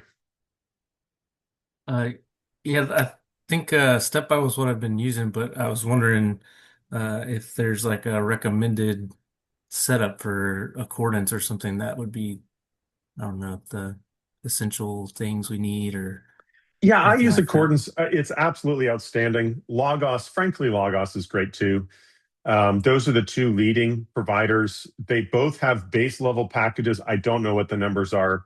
There has been a time in the past when Gordon Conwell had a special relationship and we got discounts for students. I don't believe we do anymore. So you just have to explore the two websites, compare and contrast. Yeah. Dr. Wheaton, I did, I use accordance all the time, and I'm constantly buying, new commentaries, dictionaries, that kind of thing, grammars. And the 25 TAC ad that we use, that still works all the time for GCTS students. And well, fabulous. When you do your initial purchase, you get 50% off. So for being a GCTS Greg, student. would you throw that into the chat for people? Sure. Yeah, and I'll also post that flyer. I think that flyer still stands well, the one that was sent out, I think, a year ago. But yes, but I'll put that in there. Fabulous. Yeah, thank you for that. Great. Okay. So let's go ahead and jump to John 5. We'll go to groups. We're going to pick up 19 and just start reading. Okay, so we're going to start in small groups here. Greg's going to break us up. And we'll spend maybe 15 minutes working through as much of the text as you can get to. Okay, just to kind of get these gears turning again. And if you're bowled over by how difficult this is, don't hit the panic button. We're going to be fine. We're going to get through this together. I think you're going to find your learning curve this semester is going to go like this. Because we're going to be spending a lot more time doing translation than in the past. And translation is a different skill from paradigms and memorization. It's not as simple as, well, if I know all the words, then I can translate it. There's an X factor with translation, and that's a kind of muscle that we're going to be building and working all semester. Okay, so we'll learn through doing. So, Greg, if you would take us John 5:19 and as far as you can get. Okay. Yes, sir. I'm going to do 5 breakout rooms. Can you also make Tobin a admin? He's with us as well. That way he's not getting tossed into one of these rooms. All right. There you go, Tobin. Thanks for being here this morning.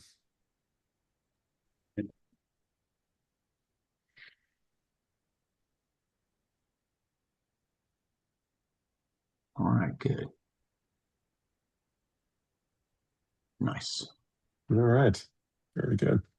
I'll join one of these just to see how they're doing. Great. Thanks a lot, Greg. No worries.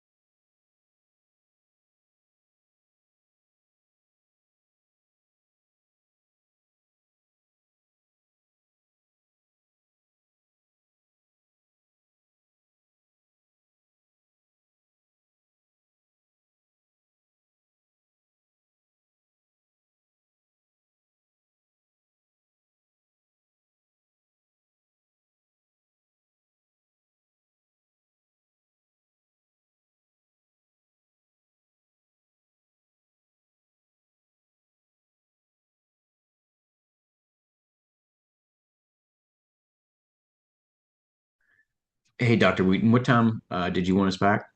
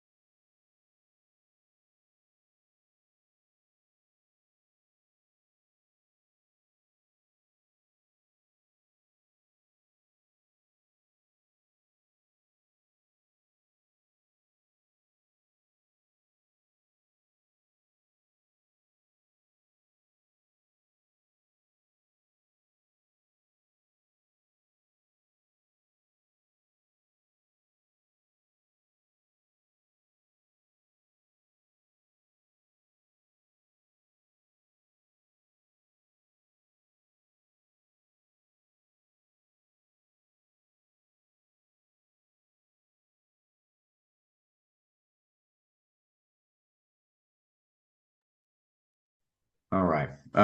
Yeah. So I saw the breakout rooms are going to end here in a second. Oh, oh. My AirPods here. How'd it go, Greg? It's good. It's good. There was, I think two of the groups were kind of figuring out, how we're doing this. One group was like not sure if they were supposed to read it out loud, if they were supposed to read the Greek or just start translating.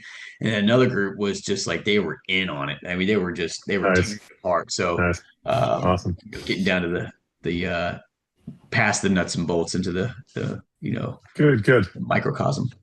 Yep. I'm a big believer, and you learn by doing. Right. I had a high school band director. I played the saxophone, and he said, "Okay, it's marching band. We need a baritone horn. Here you go, Jerry. Learn it." And that was the extent of my learning. I just said, "Start blowing and moving your fingers and see what happens." And you learn by doing. There's no better way than just to jump in. So, good. Let's see here. So,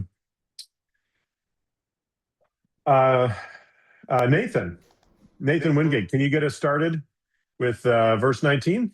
What did your group come up with for the first clause there, at least? Well, or two.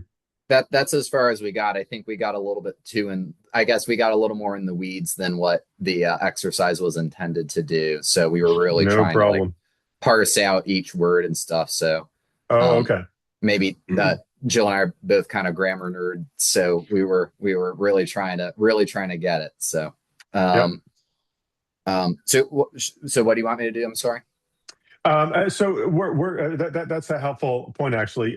When we meet and translate, we're going to be talking about what does this phrase, clause, sentence mean? We're going to talk about syntax. What is this word doing? What is that word doing? I'm not going to be quizzing you on parsing. So parsing is for quizzes and tutorials and your paradigm work.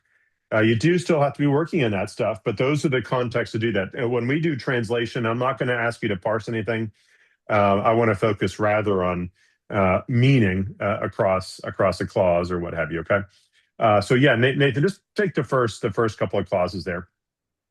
So just read it in Greek and then say what we. Read the first couple of words. You don't read the whole thing, just the first couple of words in Greek, just for the practice, and then translate. Okay. Apokrinata un ha Jesus kai. Good. That's good. Okay.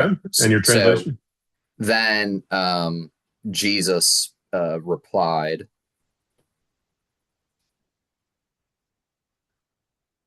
Through the next clause there. Okay. And said to them. Okay. Good. Yeah, very good. Yeah. Okay, so see what he did? I just asked him to read a few words in Greek, not the whole thing, just a few words, just for the practice of it. And then translate the whole passage. Okay. Is anyone having trouble hearing me? It's fine for me. Okay. Good. How about Olivia? Olivia Jones Hatton. Can you pick up from there? Amen. I bet you can't guess what those words mean.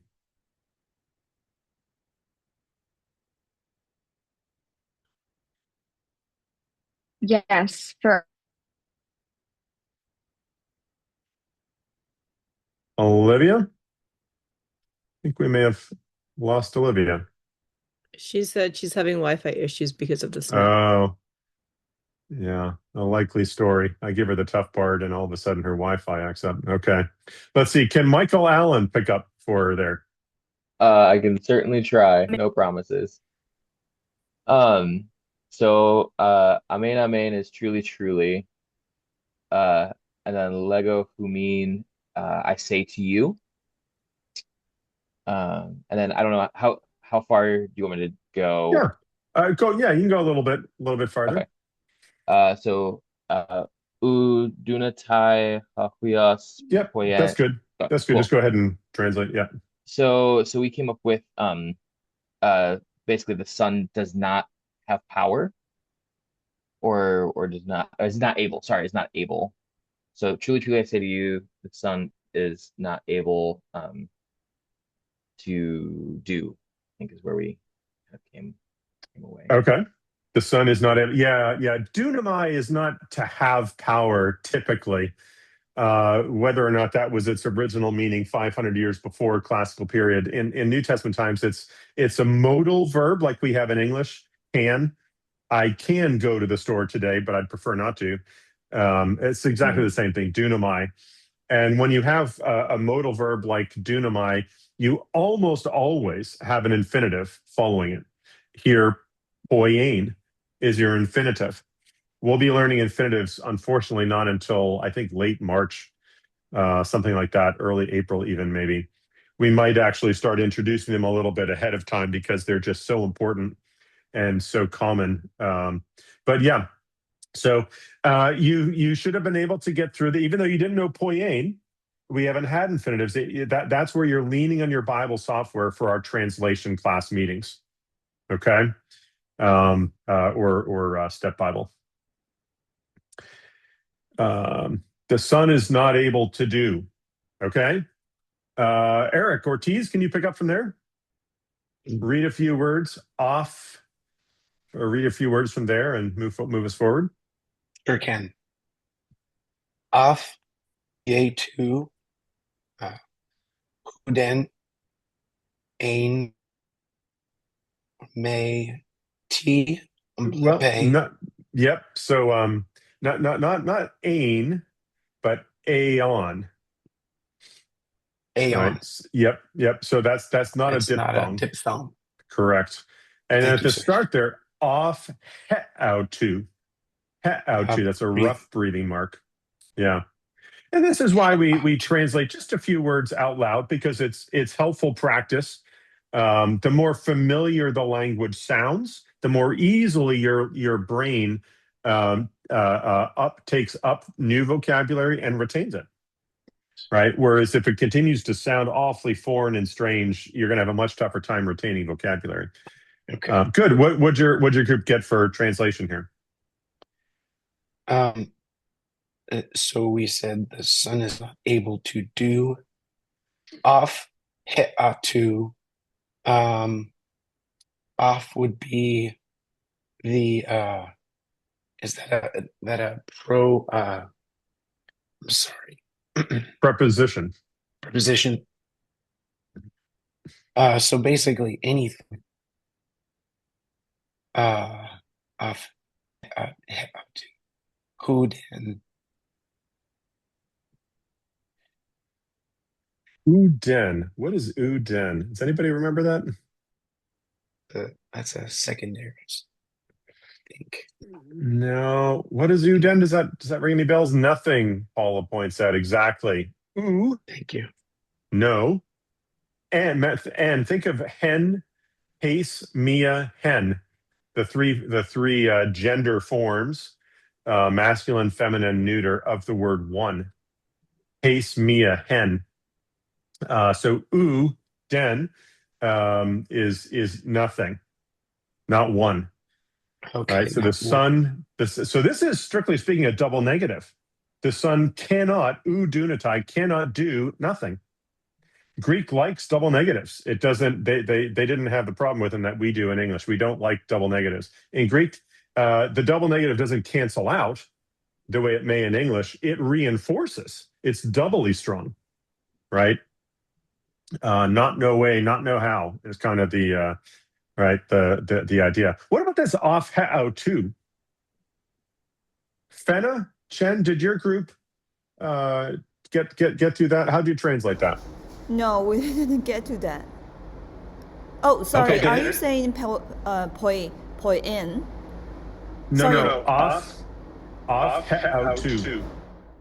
Up we think is apple, and it's a contract or augment. Sorry, don't remember the word apple. Contraction, yes. And out and ioto, it's a new word to us, but we got to this dictionaries themself or himself, so it's from himself. Okay. Yeah, from himself. The son cannot do nothing from himself. What on earth does that mean? That sounds pretty clunky in English. What's going on with that off he-out-tu? From himself. What do you mean he can do nothing from himself? That's kind of odd. What does that mean? Here's a good example of where you would turn to your lexicon. Okay. Let me share with you mine.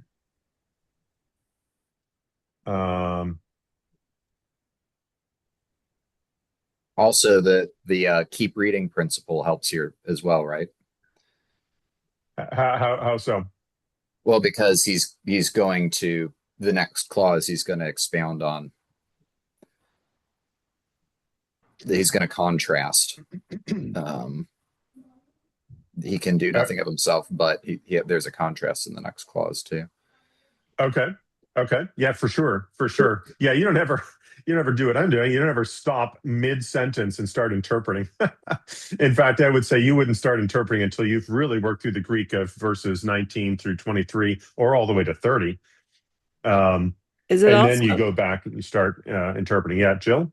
Is it also acceptable to think, and especially as Nathan said, we kind of kept going a little bit and then shifted back to reevaluate what we'd said before, but to therefore come out with something that's not so literal but more idiomatic in English of on his own or out of his own power. 100%. It's even preferable. Okay. Because what you're doing when you're coming up with a more idiomatic translation, Jill, as you said, is you're bringing out the essential meaning of the phraseology rather than a literalistic, wooden translation into English.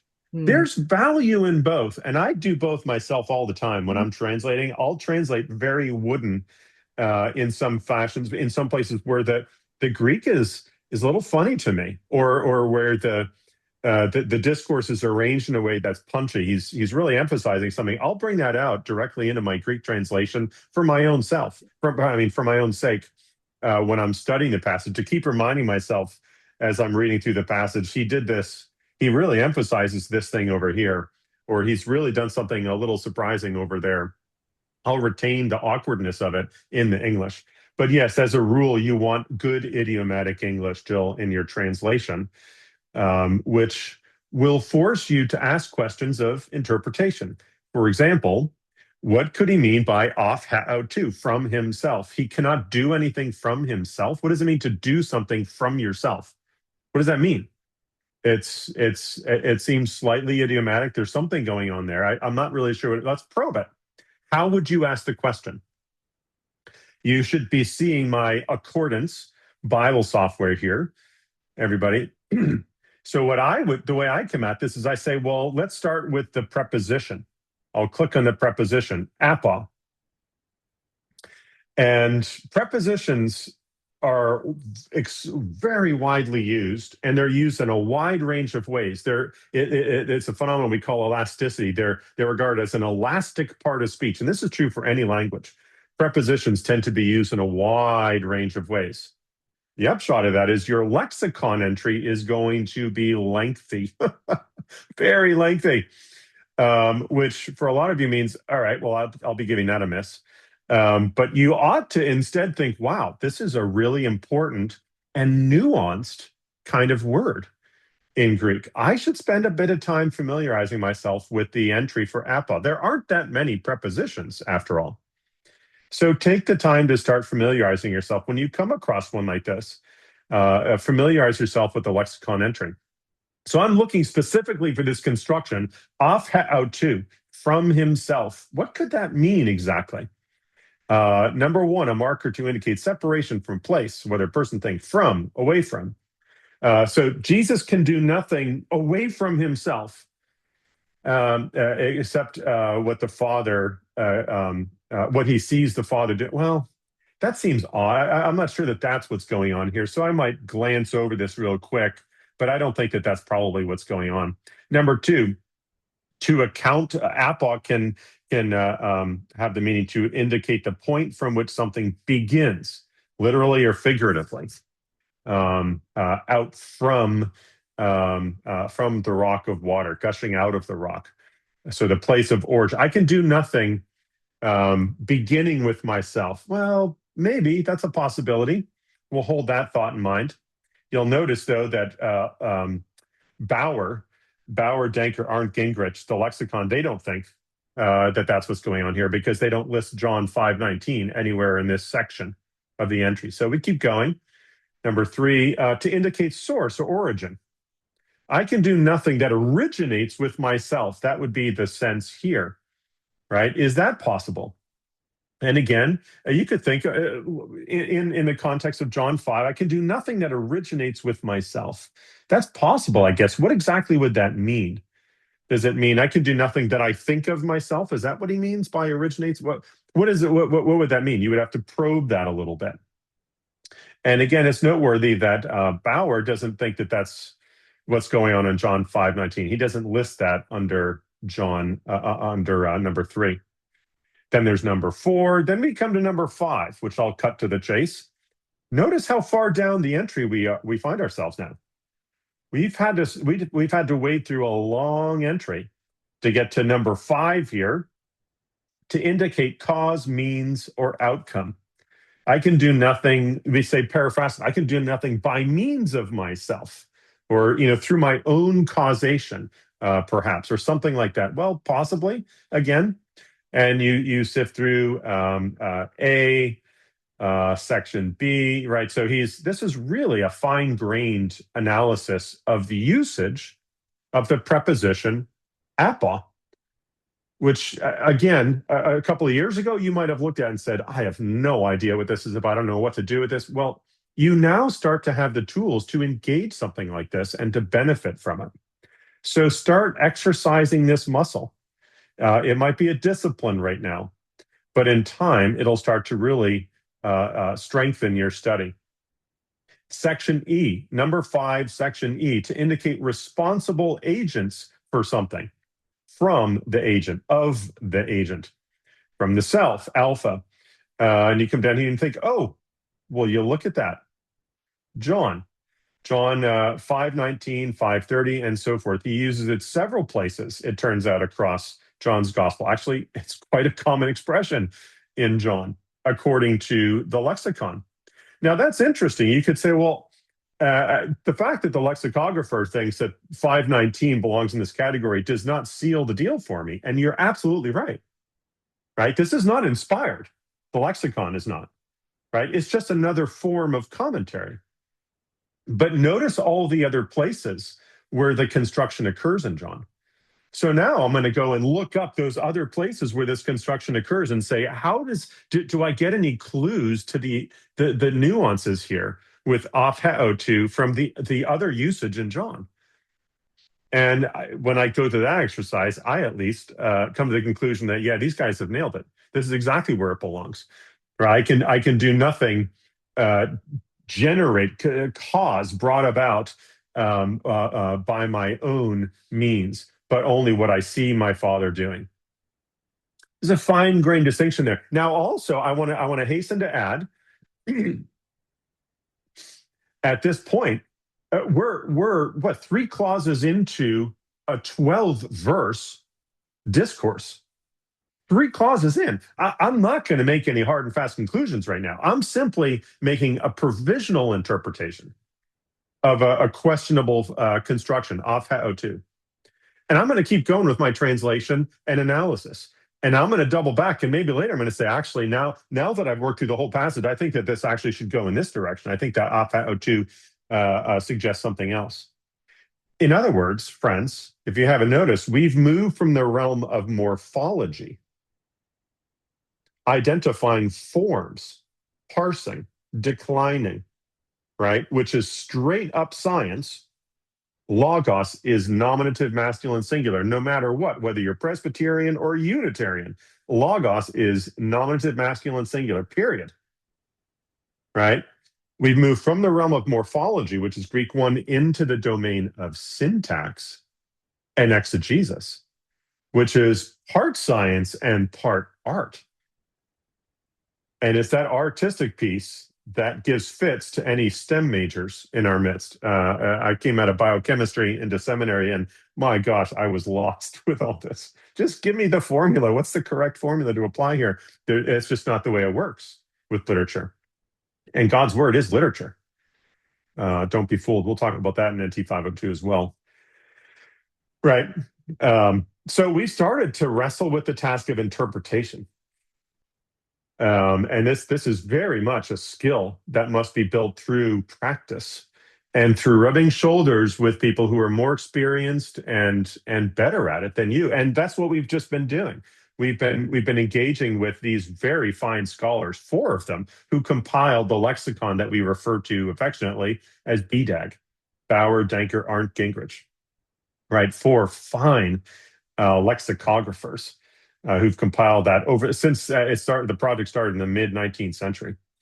And it was most recently updated very thoroughly in the year 2000, or the publication was in the year 2000 by Frederick Denker, an absolutely phenomenal scholar of the New Testament.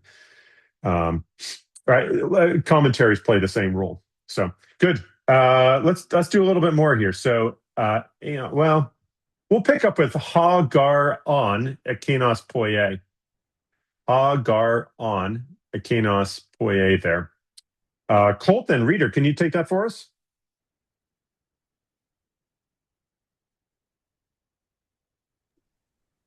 Colton, you're muted if you're speaking. Can you say again where we're picking up? The last third of the verse there, Hagar on Ekenos. Could you share the screen? Okay.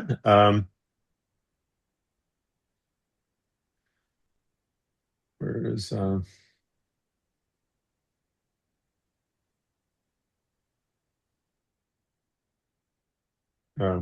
sorry.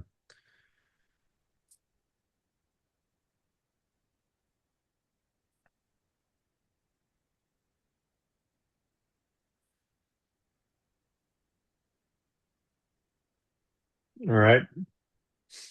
Hagar on Ekenos Poye. See there? Yeah. So my software is kind of helping me out a little bit. Because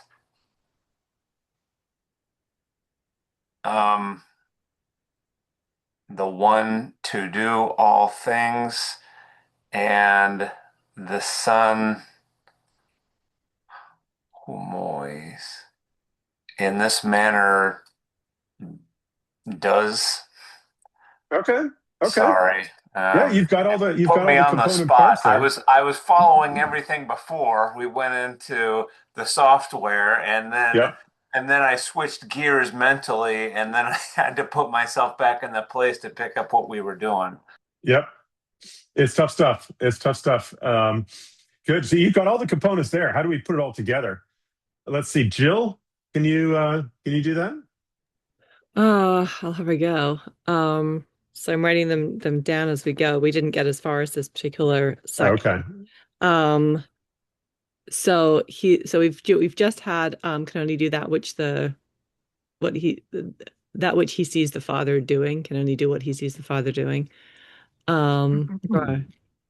So because where I'm a little bit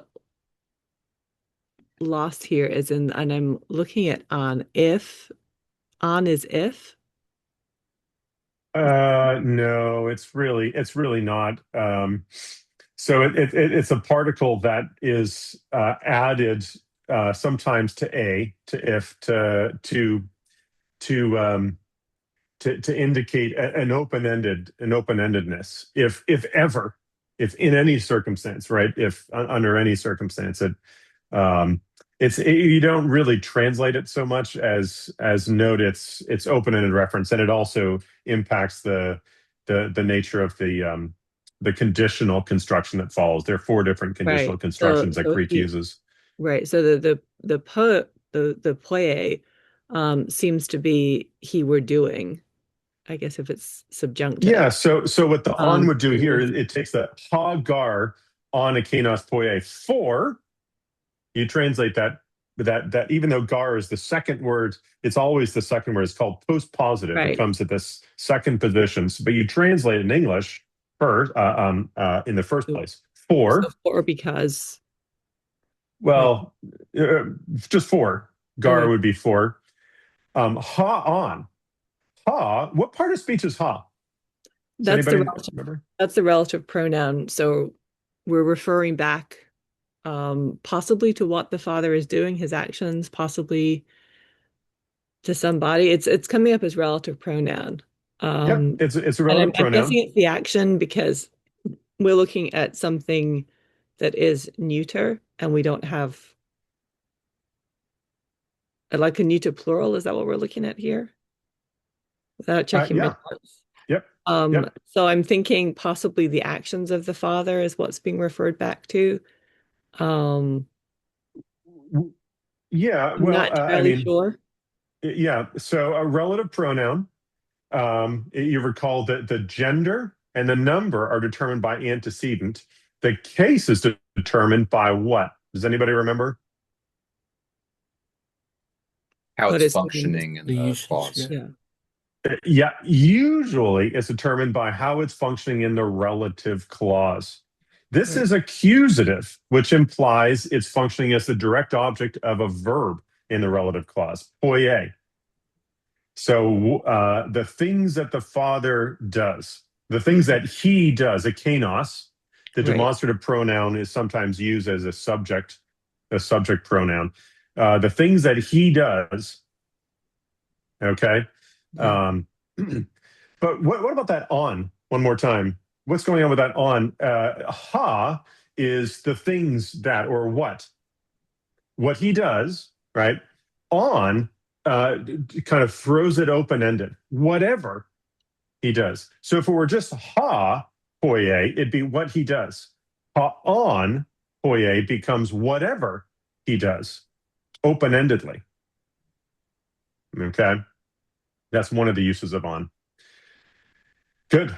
How about Jonathan Rivera? Can you take the rest of that sentence? From poie on? Yes. So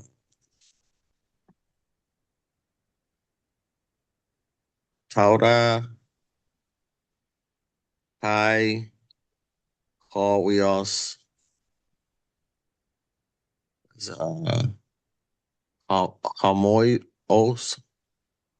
Hamoios. Okay, good. Poie. And then your translation? And the Son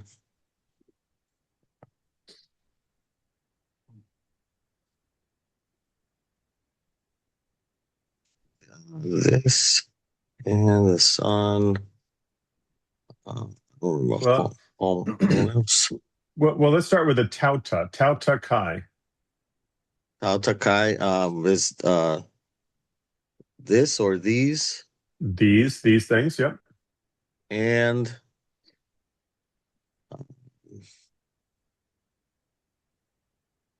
these things or these and the Son. These things and kai could actually be a number of things. Kai doesn't always mean and. What else could it be? These things even, or these things also. Exactly. One of those three is most likely your answer. So in context, what makes most sense? These things and the Son does homoios. Likewise. These things also the Son. These things also. That fits better in context, doesn't it? Yeah. And then you go back and reread this. Now that you've got it all, let's go back and reread those last two clauses. For whatever he does, he being the Father from the previous clause, these things also the Son does homoios. Likewise. This is actually one of the signal features of this discourse, of Jesus' whole point here. Homoios. This and related words will recur several times across this passage. The reference to they're comparative words, grammatically speaking. The Father and Son act in like fashion with each other. Right? That cannot be said by any prophet of the Old Testament. It's not said by any rabbi. It's definitely not said by any rabbi, right? As the Father does, so I do. Right? Oh my goodness, no.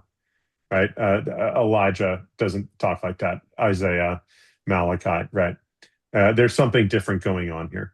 It stems from Jesus' statement in verse 17. This is really an exposition of Jesus' claim in verse 17. for which the leadership was prepared to kill him, which gives an indication. That's not because they're an ornery bunch, those nasty Pharisees. It's because Deuteronomy commands in 13, 17, 18, 19, if someone claims to be God, if someone blasphemes or tries to lead you to worship someone else as God, kill him. And they're trying to obey the law. And Jesus, who they don't see as being a especially remarkable guy, has just made a claim to doing the things that only God can do. And so they prepare to stone him. It's very interesting. Oh my goodness. John 5 through 10 is just about the most interesting, Christologically rich part of all the scriptures. Very, very interesting passage. The back and forth between Jesus and the Jewish leadership around the question of his identity and relationship to the Father. Good. Let's do this, friends. Let's take a break. Okay. And we'll come back. We're going to go into breakout groups one more time and see if we can get to 20 and 21. And then we're going to talk about a little bit of an aspect of the grammar in the verbal system that I want to start to inform the way you think about the indicative verb this semester. Okay, but let's take a break for a little while, okay? Dr. Wheaton, just really quickly. Yes, Jill. That clause, since you can rearrange the words into English somewhat to emphasize the subject, would it be okay to say, for whatever he does, the Son likewise does these things, to make the Son front and center on that last clause instead of 100%. That's I feel like you your get that prerogative. provocative nature a little bit coming across. And you see how your work as a translator, Jill, is interpretative from start to finish. Right.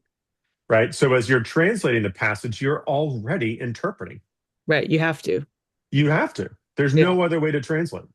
And so the question becomes, are you going to think about how you're interpreting, or are you just going to make assumptions up one side and down the other? And that's why I say, I'm going to take that off out to, for example, that interpretation that I offered, I regard as strictly provisional at this stage, because we haven't yet worked through the whole passage and asked questions about all the other words and constructions and so on. So I'm gonna hold loosely my interpretive decisions my first time through the passage, and then double back and start to say, okay, now that I've worked through this passage, that Apeo is actually quite interesting in terms of what Jesus is doing in this discourse. I'm going to look at that more closely. Let's look up the other places where it occurs in John's gospel and see what insights are available, and so on and so forth. But yes, you're absolutely at liberty to rearrange word order in English. Right. And you want to do so in a way that brings out your understanding of the meaning, not just the meaning, but the emphasis. What is he emphasizing? What's he trying to bring to the fore in our perception here? And that's a matter of interpretation. So, yeah. Sure. Good. Thank you, everyone. Let's take a little break and we'll reconvene in 6-8 minutes. Okay.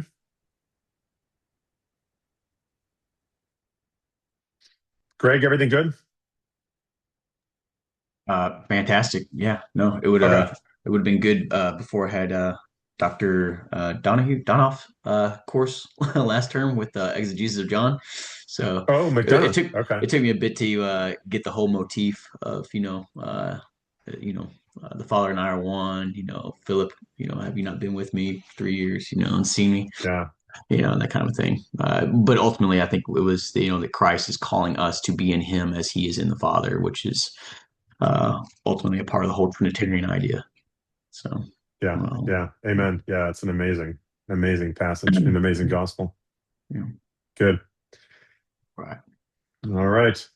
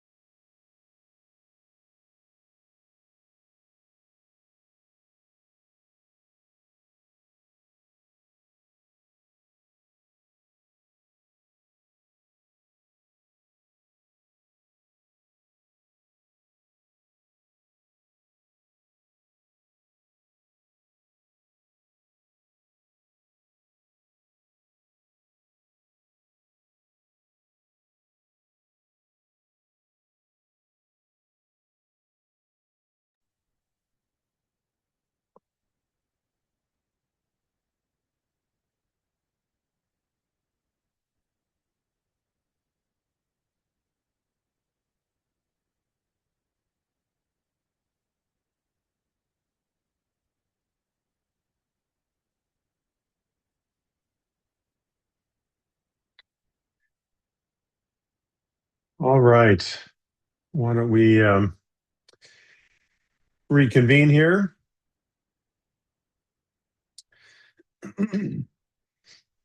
So you begin to get the gist of what we're doing when we meet to translate. You read just a few words, say 3 words, 4 words out loud, and then you translate the whole clause or sentence, depending on what we're doing. And the aim is to understand the whole. You can do the parsing thing on your own later. Sometimes it becomes important. We just saw with the relative pronoun there. Ha, gar, on. You needed to know that ha, the relative pronoun at the start of that clause, was accusative, because that then helps you understand that that's functioning as the object of the verb poie here. And it is neuter plural, as I think it was Jill observed. So it's referring just and with the on, the indeclinable particle there refers open-endedly to whatever he does. So parsing matters too, but we're not going to emphasize that in our translation times. We're gonna focus on other things. So let's go back to our groups and pick up, see if we can get through all of verse 20. If you finish that, get right into 21. Okay, these are 2 wonderful verses, a lot going on in here theologically. We won't spend a lot of time on that today, but it'll be fun to be reading anyway. So, Greg, go ahead and take us away to our groups again.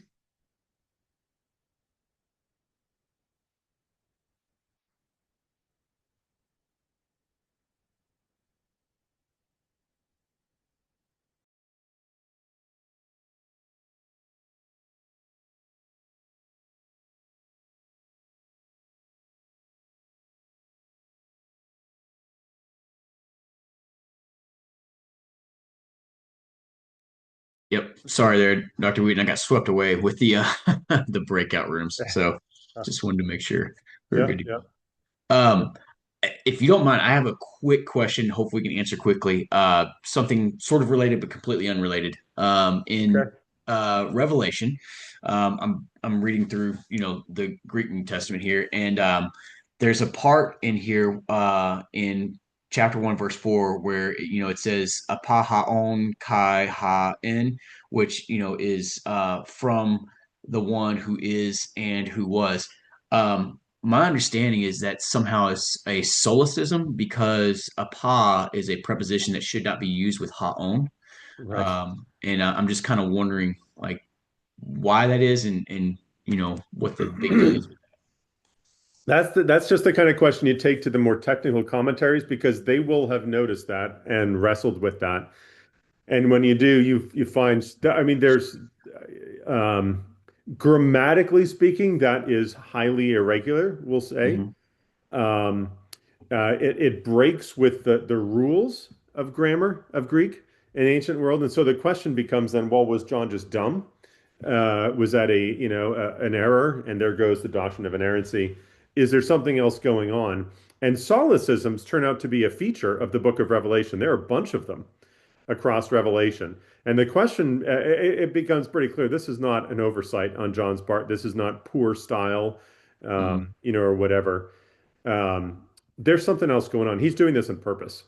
Why is he doing that? And what is the effect of it to the ancient ear? And of course, you remember that the ancient Christians would have heard the New Testament books read out loud before they would ever have had a chance to read them, if they ever had a chance to read them.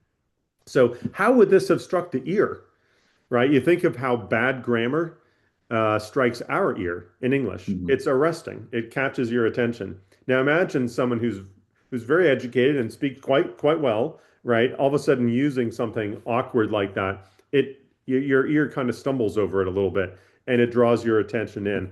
And that's what some of the commentators will say is there's something going on here that John wants them to catch on to and not miss. It's an attention grabbing technique, it seems. Okay. I forget what some of the other proposals are. That's as much as I can offer you at the moment. But yeah, you could glance at that in the. Yeah, I actually I read into a little bit of it, and there is quite a bit in there. I mean, it from sort of a Hellenistic standpoint as well as Old Testament, within the Tanakh, and from a Hellenistic standpoint, I guess the priestesses of Zeus would worship him and chant who is and who was. Zeus, Zeus, who is, who was, Zeus, Zeus, who is, who was. And some were saying that John is sort of speaking to that population, saying, "Hey, Jesus, this Jesus that I'm speaking of, is God, is the God of gods." But then at the same time, he's speaking to the Hebrew population, as in that Haon is taken from the Septuagint, but I haven't really looked into that from more or less like the burning bush, where um, Yep. God tells Moses, I am, that kind of thing. So using the same Amy, but the present and imperfect tense there. Yep. So Yep. Yeah. And Revelation, I mean, famously never actually quotes the Old Testament, and yet is more completely saturated with Old Testament allusions than any other book in the New Testament. It's really remarkable, the disparity between the two. So it never quotes it, and yet it's alluding constantly. And the character of allusion is complex. It's not as though he's only allowed to allude to one passage in any given instance. He'll invoke multiple Old Testament backgrounds or passages in a given context. So yeah, the burning bush is absolutely part of what's behind that formula. Okay. Oh, and that's what is that what is known as a for an illusion? I forget what the exact term I heard, and I was like, oh, that's interesting. Like an introductory formula. There's like an illusion introductory formula. You have heard it is written, or it is written in the prophets, but John never uses that. Is that what you're saying? He doesn't use that sort of introductory formula in Revelation. Yeah, absolutely. Yeah. Yeah. Okay. Gotcha. As Isaiah the prophet says, quote, right. Yes. There you go. Right. Yeah. Okay. Right. Cool. Yeah. All right. How long do you want until we pull them back in? What are we? Maybe it's 11:15 now. Right now, so yeah, we'll give them another 6-8 minutes. Okay. All right. Yeah. And then I'll around a little after 11:20. Yeah. Perfect. Good deal. I'm gonna hop in one of the rooms. Cool. Thanks, Greg. Thank you.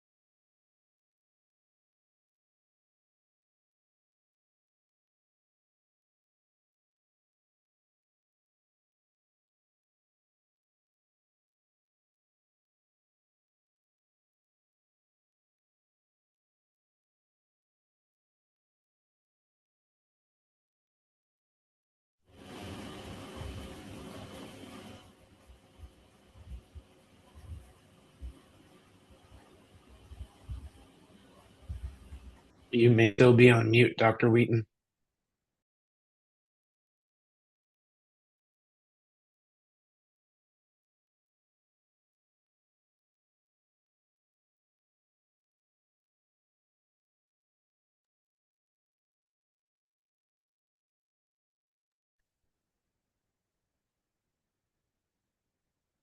How about now? Can you hear me now?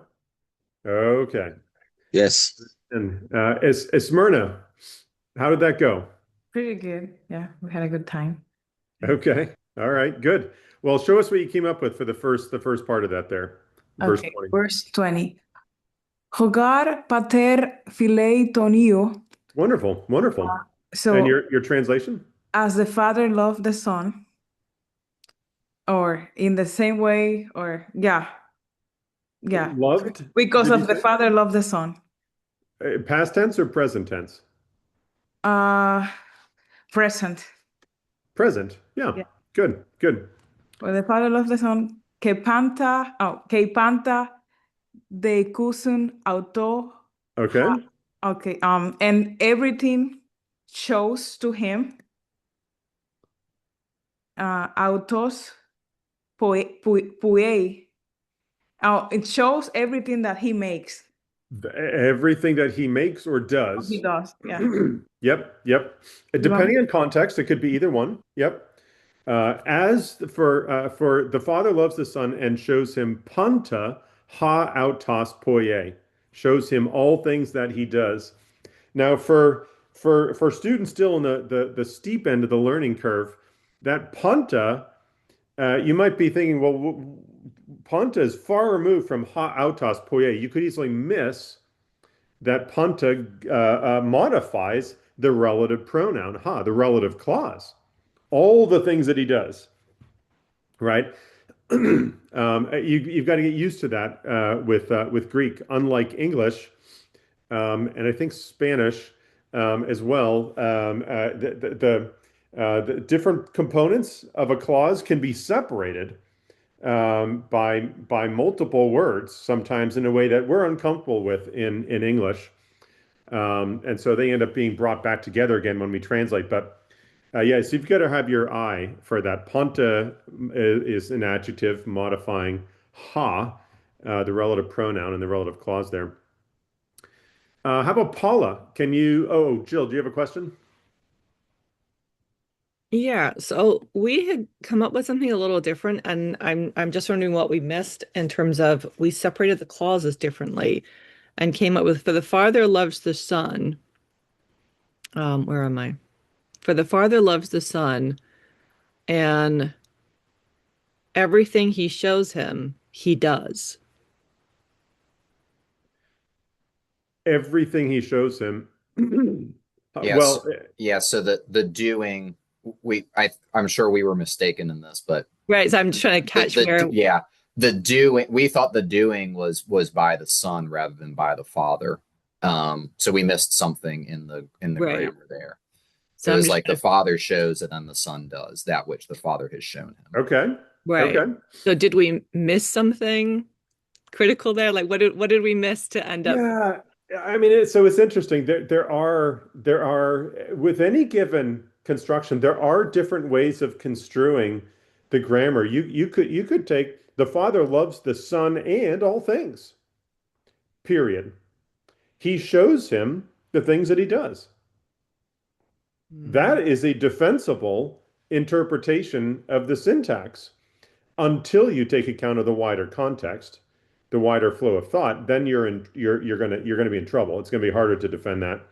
But if all I gave you was 20 A and B, those first two clauses, you could punctuate it differently than the editors have done here.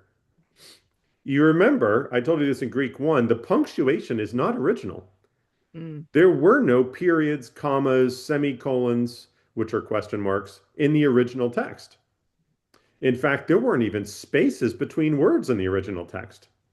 And so sometimes scholars will say, actually, I think this sigma at the end of this word actually belongs at the start of the next word. That's pretty uncommon when that happens, but sometimes that kind of thing will happen. right? But you could argue for that. The Father loves the Son and all things, period. He shows him what he does. But you'd have to be prepared to argue for that, to explain why that makes better sense of the discourse as a whole than the more conventional. The Father loves the Son. And so the kai there is not coordinating ton huion and panta. It's rather coordinating philae and deiknusin, the two verbs. It's coordinating two clauses, not two objects of philae. So we didn't have two objects of philae, right? So the way I understand that. I'm giving you an example. Okay, there are many different questions that could be raised about the order of words and what the author is saying. Mm-hmm. So you had for the Father loves the Son, and how did it go again? So something along the lines of, for the Father loves the Son, and everything he, the Father, shows him, he, the Son, does. Everything. Well, first of all, panta is plural, so it'd be all things. I mean, I guess that's we just loosely translated that everything, but all things he shows him, he does. The question is, who is doing the doing in poie? Is it the Father doing the doing or the Son doing the doing? Yeah. So again, I guess okay. So if it's plural, the ha is plural. Yeah. So here's what I want to give you. You want to be very precise in your translation. You want to note every form in your construction and ask the question, what is this form contributing? What's it doing? Mm-hmm. So panta is plural. Mm-hmm. Deiknusin is singular. Panta cannot be the subject of deiknusin, so it's all things, not everything. There is a difference. It sounds the same in our mind, but it's not in fact the same thing. You want to be precise with that. Deiknusin, this has a singular subject, right? So if that kai, the Father loves the Son, kai is coordinating philae and deiknusin. It's linking two clauses, two verbs, two main verbs. Then if that's the case, then the expectation is you have the same subject for both verbs. The same subject of philae is the subject of deiknusin. The author simply hasn't elected to repeat the subject. We do that in English too, right? Jane went to the store and bought some milk. You don't say Jane went to the store and Jane bought some milk ordinarily, right? And so the subject of philae is going to be the subject of deiknusin. So let's move forward. So the Father shows the Son, the Father loves the Son and shows him, auto. So what we have left is panta ha autos poie. The Father loves the Son and shows him. In context here, what function could panta ha autos poie, the whole relative clause, perform in the sentence? It has to be the object of deiknusin. It has to be the object of the verb deiknusin. It's what the Father shows to the Son. What does the Father show to the Son? He shows him panta ha autos poie. Now we ask the question, who is autos? Who's doing the doing of poie? Is it the Father or the Son? Well, let's try both. The Father loves the Son and shows the Son all the things that the Son does. Or the Father loves the Son and shows the Son all things that the Father does. Which seems more natural in context? Most people come down on the Father showing the Son what the Father does,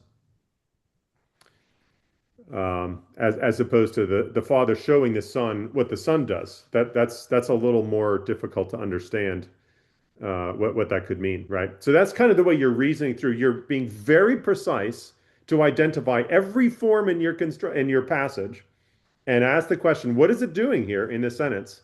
Is it the subject? Is it the object? Is it modifying something? What's it modifying? Right?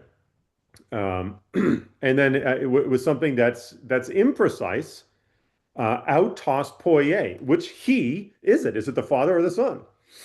If all I gave you was autos poie, you couldn't answer that question definitively. In the wider context, it's much easier to understand the reference, the autos, to be in reference to the Father. The Father shows the Son what the Father does. It's harder to understand what it could mean if he were saying the Father shows the Son what the Son's doing. Like, right? That's hard to understand. So that's the way you kind of reason through this, Jill. Antonio?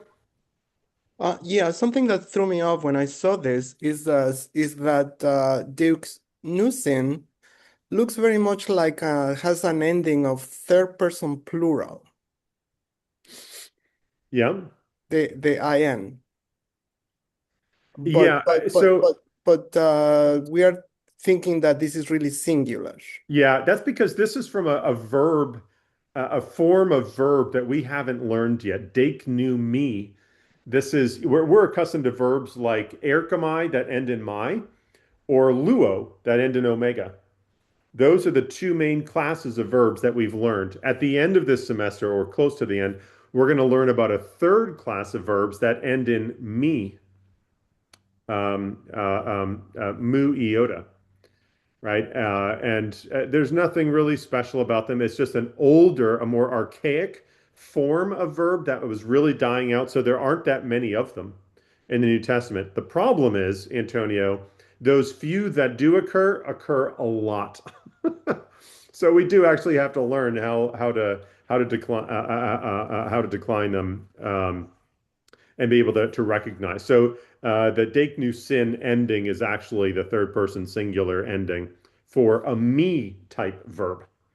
We just haven't learned that yet. So you can look ahead if you want in Merkel and Plummer and see how that works. But it threw me off, and then I thought that it went with panta, which was plural. So I thought that panta was showing or pointing to him, to Jesus. Yep.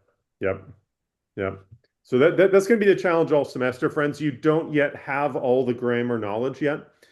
And so you're going to have to rely on your software and maybe even glance ahead a little bit, Merkel, Plummer periodically. But yeah, good. So that gets us through, shows him what the Father does. About Kai Medzona. Paula, can you pick up from there? Yes, sir. Kai Mezona Tuton. Do you want me to keep reading in Greek or No, that's switch to?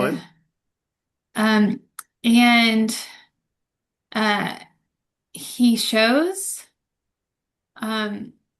these great works to him. Okay. Is that wrong? From your It's close. It's close. Medzona is actually the comparative form of the adjective megos, great. So this would be greater. Good for you picking up that it's modifying erga, which is several words away, right? He shows him greater works, two-tone. You also be able to answer this question. What is two-tone doing here?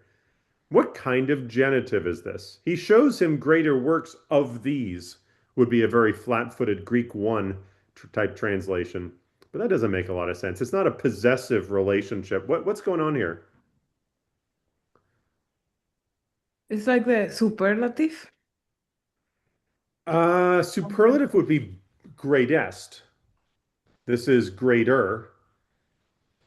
Greater than these? So comparative. Greater than these is what our English language wants to say. And that kind of tips us off to what's going on with the genitive. When you have a comparative construction followed by a genitive, it's what some grammarians will refer to as the comparative genitive. So you're translating with than rather than of, implying a possessive relationship. So greater works than these. By comparison with these, he shows him even greater works. Hina humes thou madzita, so that you may marvel. That's a subjunctive mood of the verb thaumadzo, to marvel. We'll learn about that later in the semester. So the Father loves the Son and shows him all that he does. And greater works than these, he will show him. so that you may marvel. For just as the Father raises the dead and makes alive, zoe, so also the Son gives life to whom he will. The Son retains the prerogative of dispensing of salvation. That's an interesting claim. There's all kinds of interesting stuff going on in this passage, but we spent enough time on this. We're going to come back to this on Monday night. Our Monday night sessions will begin this week, and we'll start working through. We won't take too much more time to get through John 5, 19 to 30, and then we're going to move into some other things. We're going to spend most of our Mondays actually working through Colossians 1 and I hope part of 2, depending on how fast we move. Colossians is one of the easier epistles in Paul for Greek, and lots of really fun, interesting constructions to talk about there. So before we wrap up, though, today, we've got about 20 minutes left. I want to put on your radar some important grammatical knowledge that pertains to the tense forms in the Greek. So where are we here? On Canvas, this first lesson, you should have this document. You don't need to open it right now, but you can refer to it in the future. So I want to talk through this a little bit. So I've referenced this a couple of times in the fall, and I told you we're going to talk about this more later. Well, now that is the time to talk about it. So verbal aspect. You will have come across this a little bit in Merkel and Plummer. So when you come across a present tense indicative verb or an imperfect tense indicative verb or an aorist or a future, you think of it as referring to past action or present action or future action. And that's partly true. But the Greek verbal system signals, at least in the indicative, not only time reference, past, present, future, but also viewpoint on the action of the verb. Viewpoint on the action of the verb. How is that action unfolding? How is it perceived or represented by the author as unfolding? Is it represented as unfolding instantly all at once, entirely, in its entirety? Or as unfolding progressively over time? Or a combination of the two? This turns out to be very significant for understanding what authors are communicating in Greek.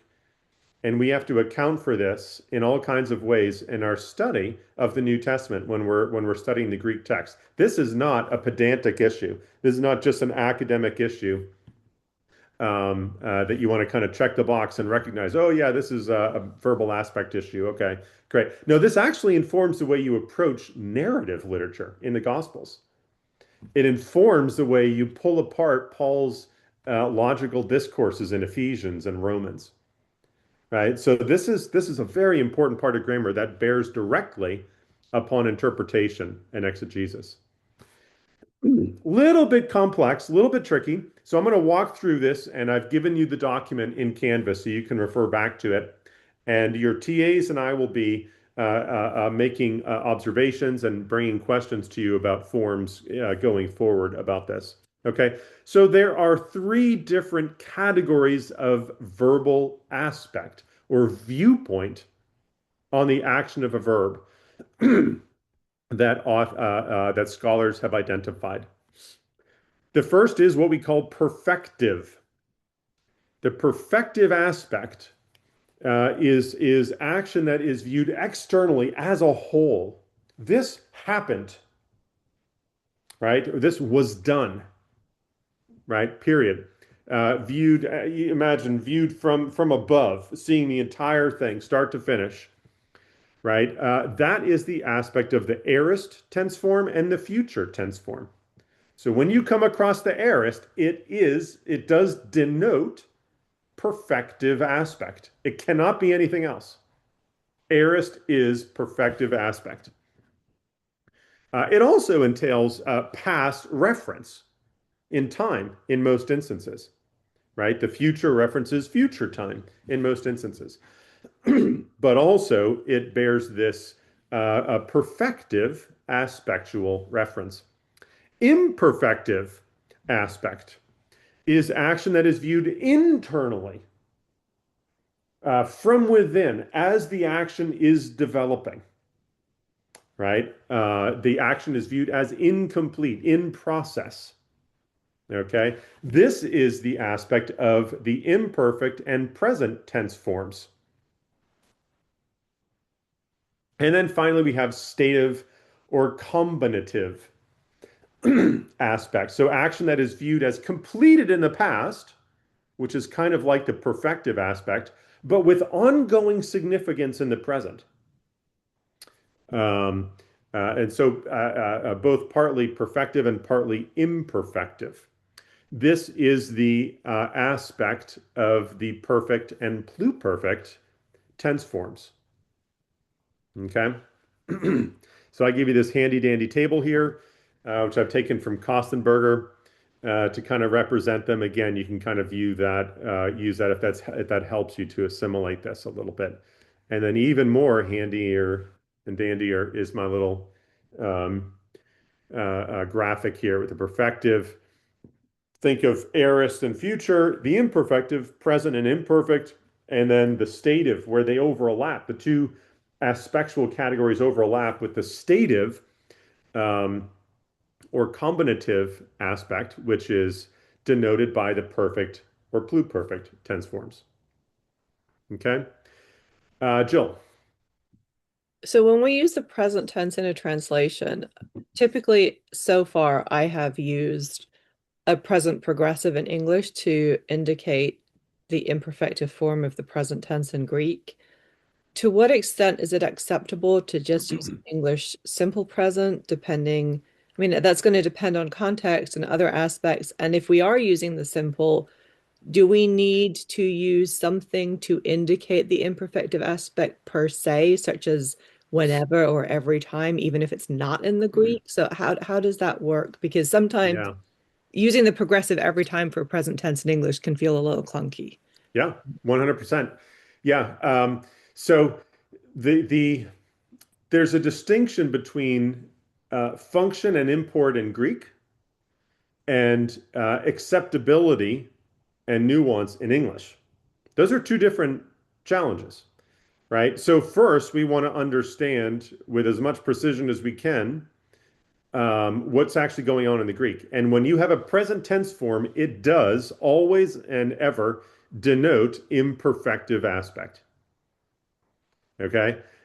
So that's the way you want to view it. We're going to talk a little bit more about that. Actually, we'll talk about it throughout the semester, but I'll give you some examples here in a moment.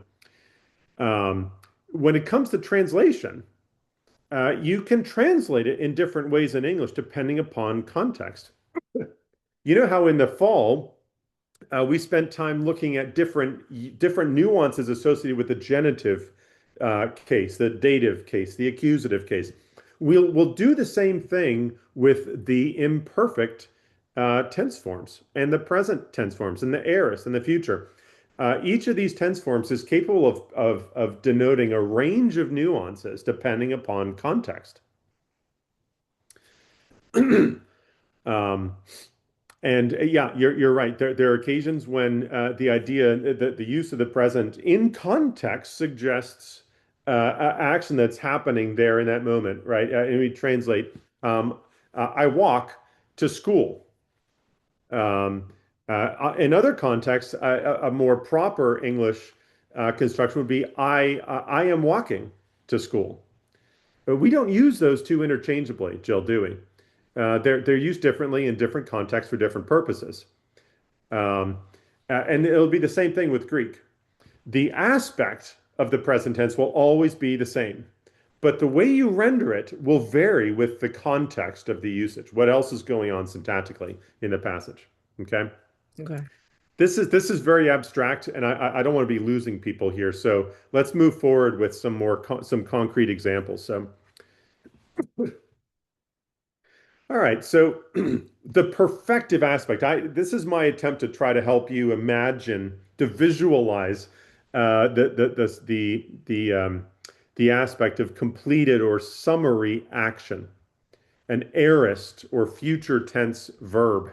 Okay, the perfective aspect is like the Goodyear blimp viewing a parade, right? From 1,000 feet up, it sees the entire parade from start to finish, all the different marching bands and all. It sees the whole thing at a shot, complete, right? That's the perfective aspect. It views the action of the aorist verb as a whole, as completed, externally, from above, you might say. Okay? So in this this passage from Mark 1, Aden Iakoban ton to Zebediah, he saw James, the of Zebedee, the one of, that means the son of Zebedee, and John his brother, kai euthus, ekalasen autus, and immediately he called them.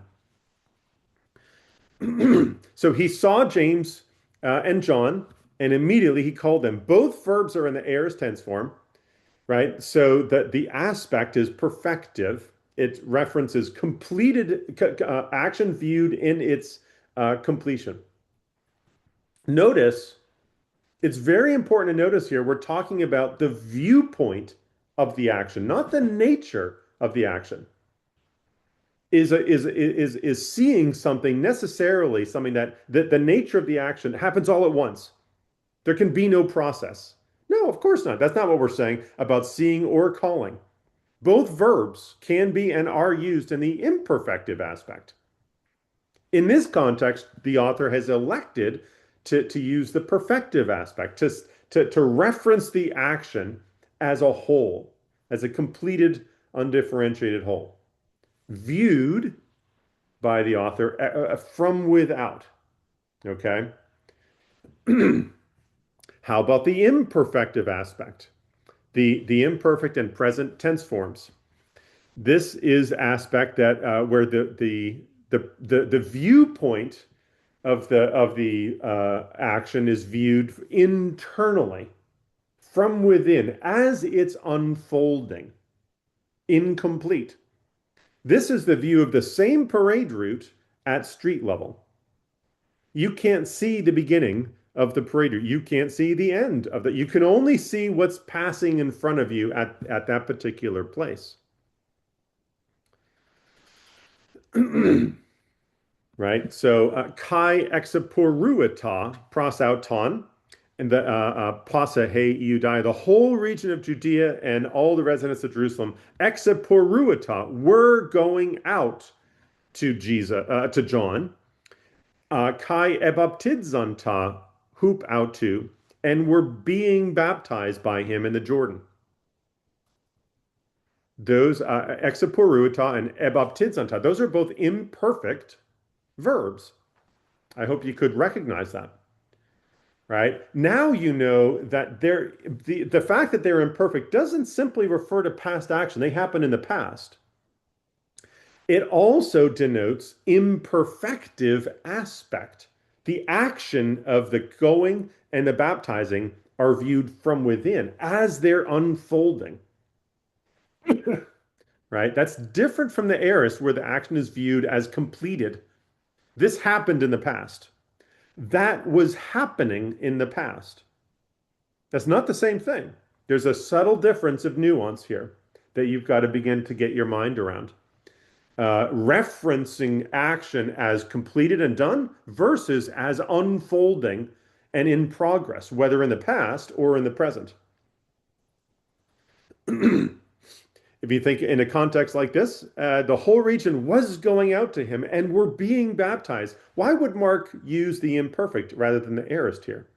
Maybe because he's starting to set the stage for the punchline, for something big that's coming. And of course, the big thing that's coming is nothing less than Jesus, right? Jesus coming to John and the encounter with him and and all of that. But that's the way that authors use the imperfective and aspect, the imperfect and present tense forms, to build up and set the stage for the main event in that narrative, whatever the punchline is, whatever the focal point of the story is. And that just gives you just a little hint of where this all goes. This is not, again, I say, a merely academic matter. This is really important practically for your ability to track with what the author is trying to direct your attention to centrally in a passage.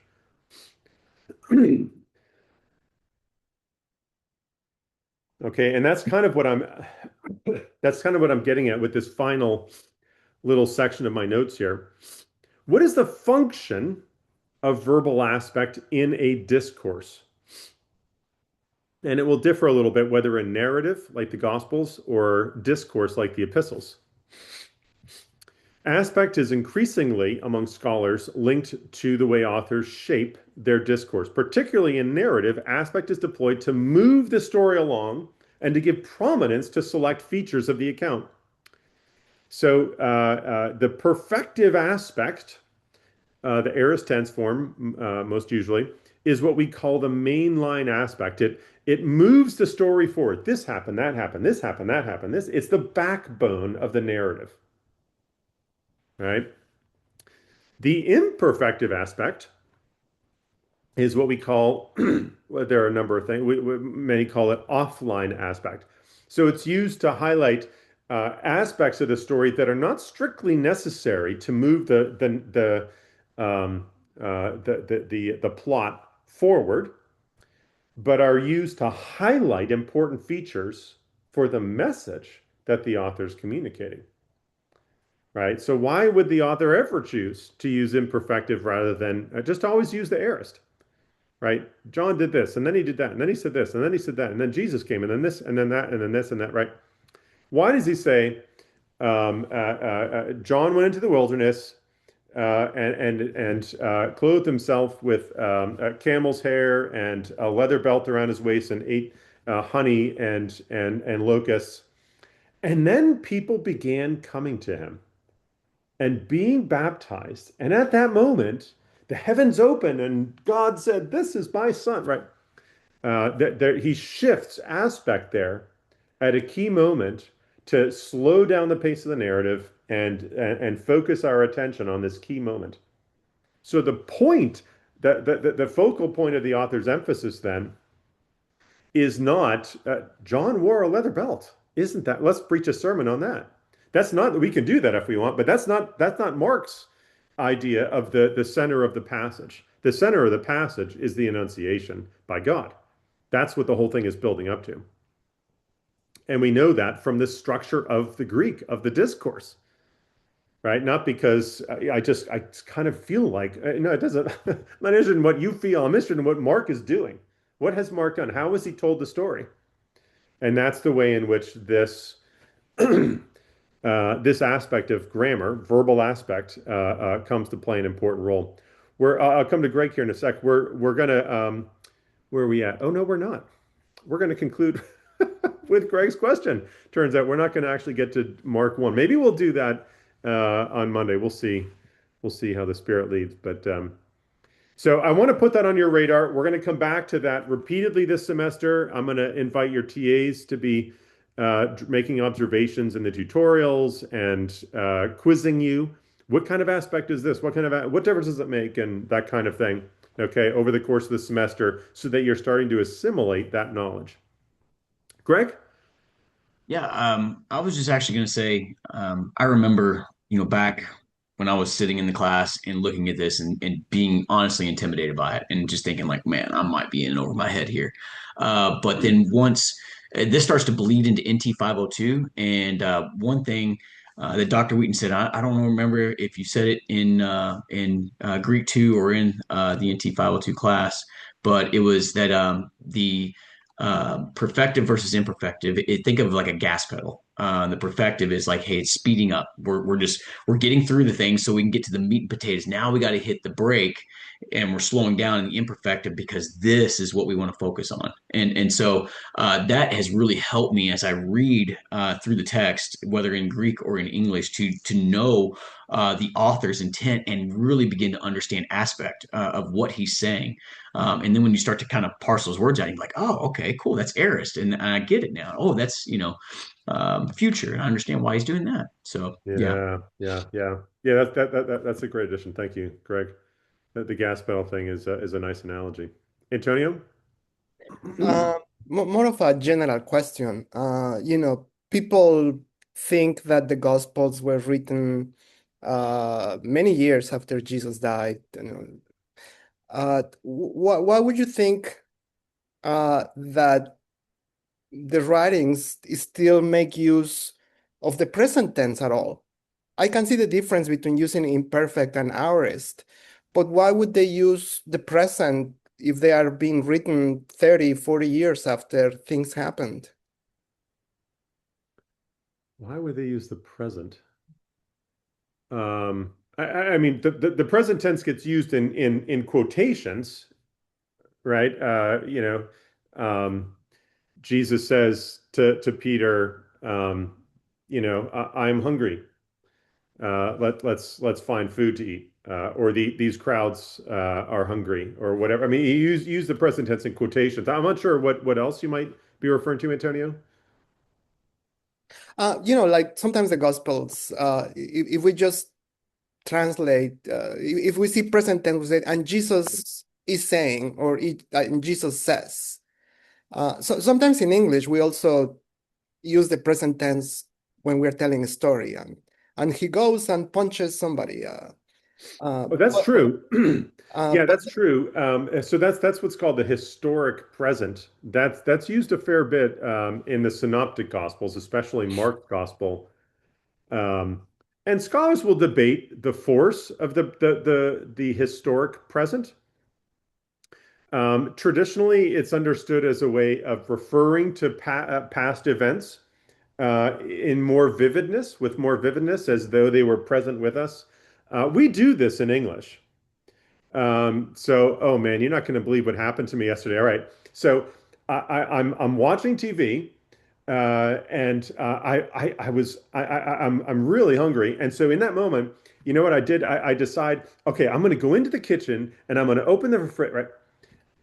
Present tense, but I'm talking about stuff that happened in the past. It's just a way of creating more vividness, more immediacy. Certainly that's what goes on with the use of it in English, and scholars reason by analogy that seems to be what accounts for the use of the historic present in Mark and the other synoptics. There's some debate, but I think that's a passable interpretation of it. But regardless of temporal reference, is it referring to past time or present time, the use of the past or present tense forms always denotes imperfective aspect. If your verb is imperfect tense or present tense, it's denoting imperfective aspect, action that's viewed internally as unfolding in the moment, whether it's the past, he was running, or the present, he is running. Either way, it's action that's viewed as unfolding, as in process. Over against the perfective, he ran, he runs, right? So it's a difference of nuance that may feel subtle, but it's significant. Fenna. Yeah, I for this tense, I really have a very good sharing according to my own experiences. I have been dealing with a house of family. They stuck in a heresy for 2 years. And the pastor just stopped the communion, and by his own saying that, oh, the Holy Spirit told me to stop the communion because of blah, blah, blah. And I learning Greek is so helpful for me to deal with a problem. And I checked this communion verse in the Luke and in the gospel. And actually, when Jesus said the communion, he used the present imperfect tense to take the communion. So I want to relate this to Dr. Whitten's interpretation today. So he actually, when he used this present indicative active in these verses, he's doing, you have to do this on and on and on. So that's my understanding. So there's no one can stop the communion by his own saying like, oh, Holy Spirit told me to stop this. So I think Gospel is doing this with a this imperfect tense. There is interpretation involved there for sure, and that becomes debatable. What's not debatable is where the present or imperfect tense is used. It denotes action that's expected to be ongoing, right? You're right to be thinking in those terms. Whether that means it's never allowed to stop, right? I mean, there is in Scripture teaching about discipline and excommunication for those who are stubborn and resist the discipline of the church. And for them, communion does not continue. Right. And so there's more to the story of how we handle matters of discipline, church discipline, than simply the verbal aspect of a given verb with Eucharisteo or what have you. But yeah, you're right to say that does add an important nuance to the discussion. Well, folks, we're over time now, so thank you for your presence today. We'll see you all on Monday night. We'll start doing this 8:15 to 9:30 p.m. It will be painful, embarrassing, and humiliating for everyone. It'll be a good time. And over the course of the semester, you start to really get your translational legs under you. You start to develop the skill of understanding how the ancient Greek writers communicated. What are they doing? How does this word order thing really work? And how do I utilize lexicons and commentaries effectively? Okay. So don't worry too much about preparing for the time. You don't need to do a lot of prep. I want you to focus on that week's chapter, the tutorial, the homework, and the quiz prep. Okay. Yeah. Well, stay warm. Have a great weekend, everybody. Okay. Thank you. As well, Professor. Thank you. Bye, guys. Thank you. Bye, everyone. Thanks. Bye, everyone. Bye, everyone. Thanks, Greg, for being here. No worries. Do you need anything from me or other TAs? Thanks, Dr. Wheaton. I don't think so. I think I'm good. Thanks, Olivia. Cool. I'll see y'all Monday. All right. Yep. Thanks, Greg. Thanks, Tobin. See you guys.